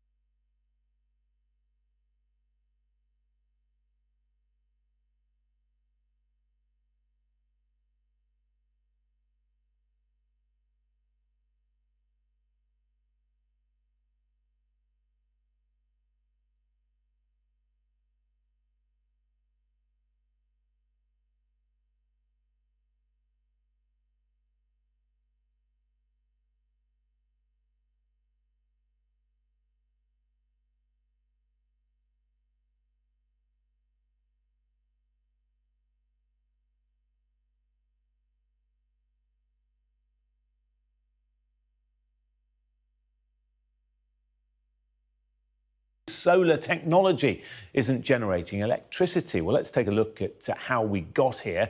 Japan's Smart Lander for Investigating Moon, or SLIM, landed today on an area the size equivalent to Trafalgar Square. Now, the spacecraft has been nicknamed Moon Sniper, a reference to its ability to land with unprecedented precision. SLIM is roughly the same size as a garden shed, and after landing it was due to deploy 2 mini probes, a hopping vehicle as big as a microwave oven and a wheeled rover that will take pictures of the spacecraft. And it's the busiest the moon has ever been, Japan becoming the 5th country to put a spacecraft on the moon. Now, in May, a privately funded Japanese lunar probe, Hakuto R, crashed on landing. In August, Russia's Luna 25 also failed to successfully land. A week later, India's Chandrayaan-3 did land successfully, and just yesterday, a privately funded American moonlander, Peregrine, crashed back to Earth after failing to make it to the moon. It's not easy stuff, this. It's not rocket science. And now the landing of the SLIM spacecraft, whether ultimately successful or not, makes Japan only the 5th nation to land on our satellite. Well, to discuss this latest mission, I'm joined now from Florida by the astronomer Tom Kirst. Good to see you, Tom. So it got to the moon, it's landed on the moon, but we don't know if the landing was successful or not. Okay, yes, it's what we call a soft landing. So in those terms, that means coming down and touching down under your own steam, not crashing into the moon, creating a new crater. And so in this regard, it is a soft landing. And actually, for the Japanese Aerospace Exploration Agency and everybody involved with the mission, the success threshold probably has been reached, because what they wanted to achieve was to have a spacecraft that would travel to the moon with very little energy, a spacecraft that would guide its own approach to the moon using vision-based navigation systems, which is really cutting edge for this kind of technology. And finally, a spacecraft that would touch down in a very small, what in the space world we call a small ellipse, an ellipse of about 100 meters in width, which means a spacecraft that lands with extraordinary precision, something that lands in a very specific place. And it looks likely that the spacecraft actually achieved all of those goals and is sending science data back. You mentioned in your introduction that it took with it 2 roving vehicles, a hopper called LEV-1 and a little ball that transforms into a wheeled robot of sorts called LEV-2. Both of those were actually successfully deployed, not after landing, but just before landing. So even though the landing might have gone a little bit awry, most of the mission's aims have actually been achieved, and it could be considered, I think, a very successful attempt from Japan today. Oh, excellent. OK, well, that's all good to know. But we have heard that there's a problem with the solar power. It's running on batteries. How much of an issue is that going to be? Yes, we heard from a press conference, actually, quite recently, that the mission can operate for a few hours on its battery power. It was expected that it would be able to recharge its batteries and operate its systems using the sun. The sun spends about 2 weeks shining on one side of the moon and about 2 weeks on the other. So lunar days are generously long. Now, unfortunately, it's not generating any solar power. So that might indicate a number of things. The engineers are cautious that probably the solar panels were not actually damaged in the landing because it was soft enough. So it would seem to suggest, but again, this isn't confirmed and we will know more soon, that the spacecraft may actually have tipped after landing. It may have landed on a slightly softer ground than was anticipated. And if it has tipped over, it's possible that it's ended up in a kind of a suboptimal position or attitude where the solar panel is not really pointing the way that it should be. Indeed, it could be pointing almost down into the ground, and it could be that solar power is not going to be available to this mission. But we have also heard that when the batteries drain, when the mission eventually sort of goes to sleep or runs out of power, if solar power can be restored, so if the changing sun angle on the moon becomes favorable for the spacecraft, it will wake up again and become operational. So it's quite possible that we're going to see this mission come back to life after the power drains in the next few hours. Wow, that would be exciting, wouldn't it? So the landing was almost the most important part of this mission, because landing in a specific spot on the moon is something that future missions will want to do. Why is that? Why does it matter? Yeah, there's quite a few reasons why it matters. In the past, if you think back 5 decades to the Apollo era, it was important to go to parts of the moon that were relatively favorable to land on, so parts that were thought to be free of obstructions, where the ground wasn't too soft, where it was very flat. But ultimately, that has limited our exploration of the moon. It's made it difficult to analyze the moon on a kind of global scale across the moon's surface. And so it's important to be able to develop missions that can touch down in less favorable areas, missions that can go exactly where you want them, missions perhaps that can land on slopes or on terrain that's not very favorable for other kinds of missions. That will allow us to get a lot more samples, a lot more information about the moon. And one of the things that SLIM is hoping to investigate, for example, is the presence of a mineral called olivine on the moon, which can tell us a lot about the moon's interior and its evolution. And that's really exciting to scientists. But unfortunately, the olivine samples brought back from the Apollo missions are just too small a sample set and are constrained to such small areas. So that's one of the reasons why this technology will be important. I think in a broader sense, making the moon as accessible as possible to as many people as possible, ensuring as many people can benefit from the commercialization of the moon as possible, that's also going to be contingent on this kind of technology. So I would like to stress, I do think it's a really important step, actually, not just a milestone for Japan becoming the 5th country to make a soft landing on the moon, but actually an important milestone in lunar exploration. I think we're going to see this technology employed a lot more in the future.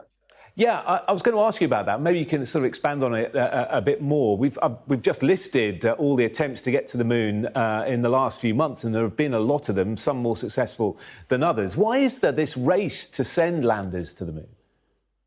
Well, I think it's actually a bit of the spirit of competition, a bit of the spirit of collaboration. There is a broad commercial interest in accessing the moon. The moon does have resources. But there's also a lot to be learned scientifically, and there are still whole scientific frontiers to be explored.